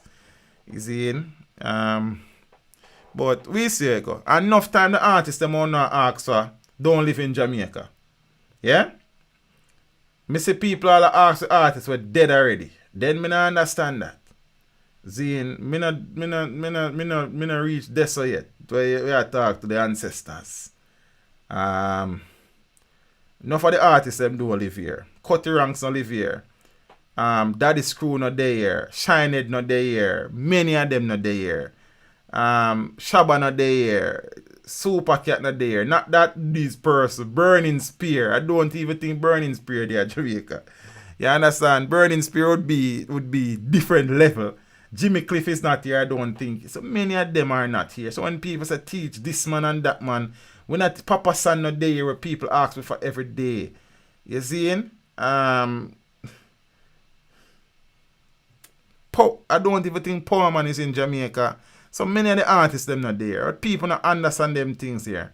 Some of the artists them, as me say, and everybody you won't teach them like that. The right man, them not link some man yet. Me can't explain all of it. No. I have stayed away and I wouldn't use Zoom to interview anybody. The quality would be whack. Because sure, I am able to produce good quality visuals and audio here, but would the next man be able to do that? Artists don't have setup for them type of thing here. So I wouldn't use Zoom. That's one. I would use my streaming software that has the capability, the built-in ability to bring in people of better quality. So if you see earlier, I was trying to experiment with Scotty, and she was just using her phone. And if you look at the quality of that, that is good. So what I intend to do is kind of set up a little thing over Scotty place. So she have her lighting, have her microphone, have her webcam, have her thing set up. So when we want, if you know, they're here, we can, you understand? So I have tried to avoid that. I know people do that and it probably work for them. But I don't want my interview in 2 years when somebody will watch it, the quality is so degraded. As a matter of fact, I have been taking steps to move to shooting 4K. I have just not... The cameras that I wanted are still not available. They are back ordered, which is the Sony A7S III. I actually canceled the order this evening because I've been waiting so long, and then there are some other things that I probably got to do with the money that was allocated for that is more permanent in my life now, and then deal with that later. But I will look at things. So I may do 1 and 2 interviews that way, but only out of necessity. If I know there is no possibility of an artist coming to Jamaica and the only option I have is to do it, then maybe. Zane? Maybe. Yeah, man, I've been trying to locate the Great Half Pint for a while.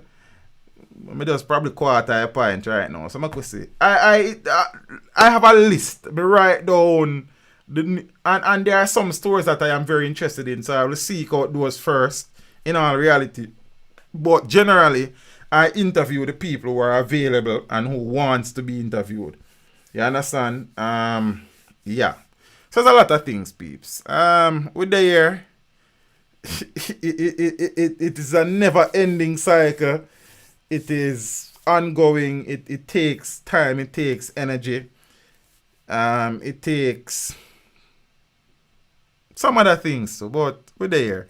As I said, the regular viewer, especially the subscribers and the regular viewers, they understand certain things. But a man will just come on now and I say, yo, boom, boom, this a man.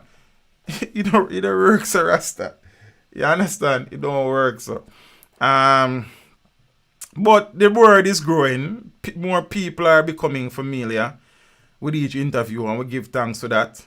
You understand? And one artist who we interview, we link a next artist and say, boom, so Ray, Zane, because the reality is that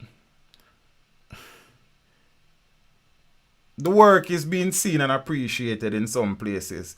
The great Yellow Man, him say when him ready, him link me back. So take from that what you will. Of course you can make suggestion, Miss Brooks, man. And when you ask a man, what me no love is the people that your teacher need to interview them on the next, you know, and that man next, you know, and what you wait for. Me no bother with that. So if you a teacher, it would be nice to get a Professor Nuts in. Of course, I would love to interview Professor Nuts, like Jara said. You understand? Terrafablo suggestion, of course. You understand? And thing. And one of the things we have to understand too is that Simon and Scotty, them not really into the video production type of thing like that. They are learning. So while I am learning, they are learning too. So, you know, mistakes will be made and stuff. Like, we had some difficulties with the Louis Culture interview on Saturday, relighting. Like, because we were just shooting with natural light. But then, you know, sometimes the cloud cover the sun and then it pop out and, you know, you have to drop your either your ISO or your shutter speed, or well, bump up your shutter speed or drop your f-stop, depend a whole heap of local things. So some it is still they are still learning. I am still learning. You understand? And we do these things without having been taught anything by anybody. So it things that are way. Shall I live a foreign and thing. Pacha would be great. She was awesome. Come back in the day. It'll take a while, man. That take a while. Like, trust me, it is it is a lot sometimes, but we just try to make it work. You understand? Progress. Sasko. Yeah, man. Sasko interview I go do. Sasko, yeah, man. I don't think willing I go be Sasko issue, man. That is just a matter of time. We had no reason per se about it, but me and Sasko have, small reasoning before and thing. Before the thing reach a level you still early out and them something there. But everything take time. Peace, big up on yourself. Good night. I'm telling you something, I done the stream from when I'm still there at chat. I don't know I'm breaking another dirty habit there now. And thing. That's one of the things me. Some of the things I'm not really rush based on who it is. Like I'm not really rush no interview. So that's the honest truth. Zane, some people on hold, some people it depends on a lot of things. It depends. But I am willing to interview people who are willing to be interviewed. I know some people link me and at me and people feel like me I go around them too. But the truth is that some people don't understand. It's hard to go set up 2 cameras with 2 people where you have to pay.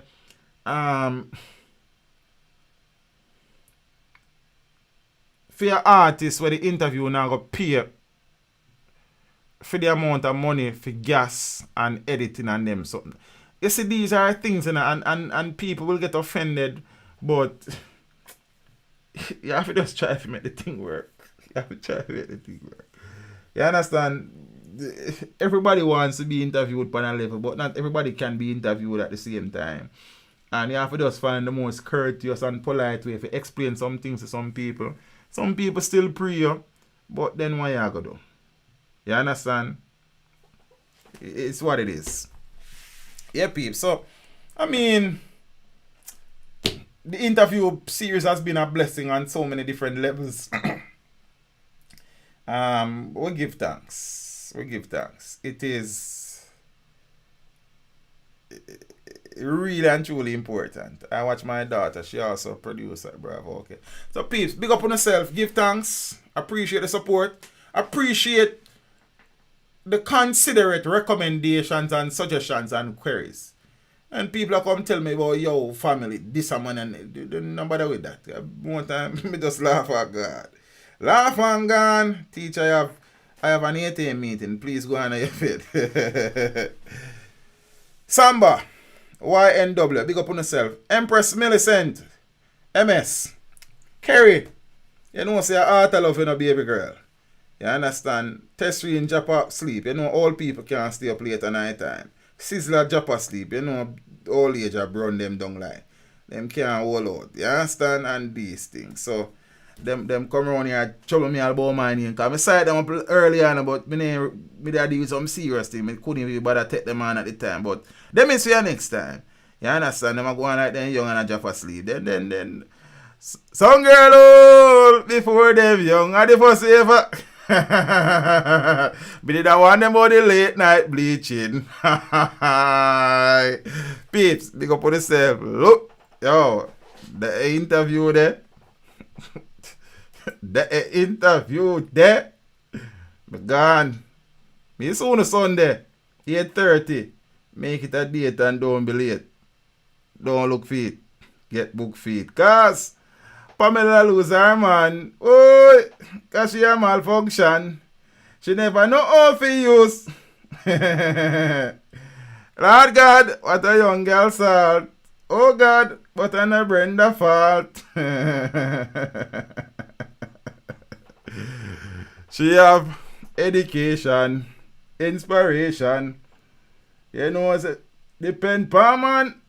Tit big and bowl, independent your name. Kerry say, them not like you, and I fight you, but that not stop you in all. You see, me all sing song and big up Kerry and she a cuss. You see how woman stay? Me gone. You understand? Me gone. Peace, big up on yourself. Be soon. Jaja, what good peeps? Step with Ja. Safe travel upon the gravel. I'm out. Oh, I just me for press to go out now. Thank you for tuning in. Like the stream before you go. Subscribe if you haven't done so. Remember to share the stream with your family and friends and browse the channel for more amazing content. Until next time, walk good, my friends. Teach them! Hey, yo, hello! Send the message and make it reach them. It's teach them. Right here. Warlord representing.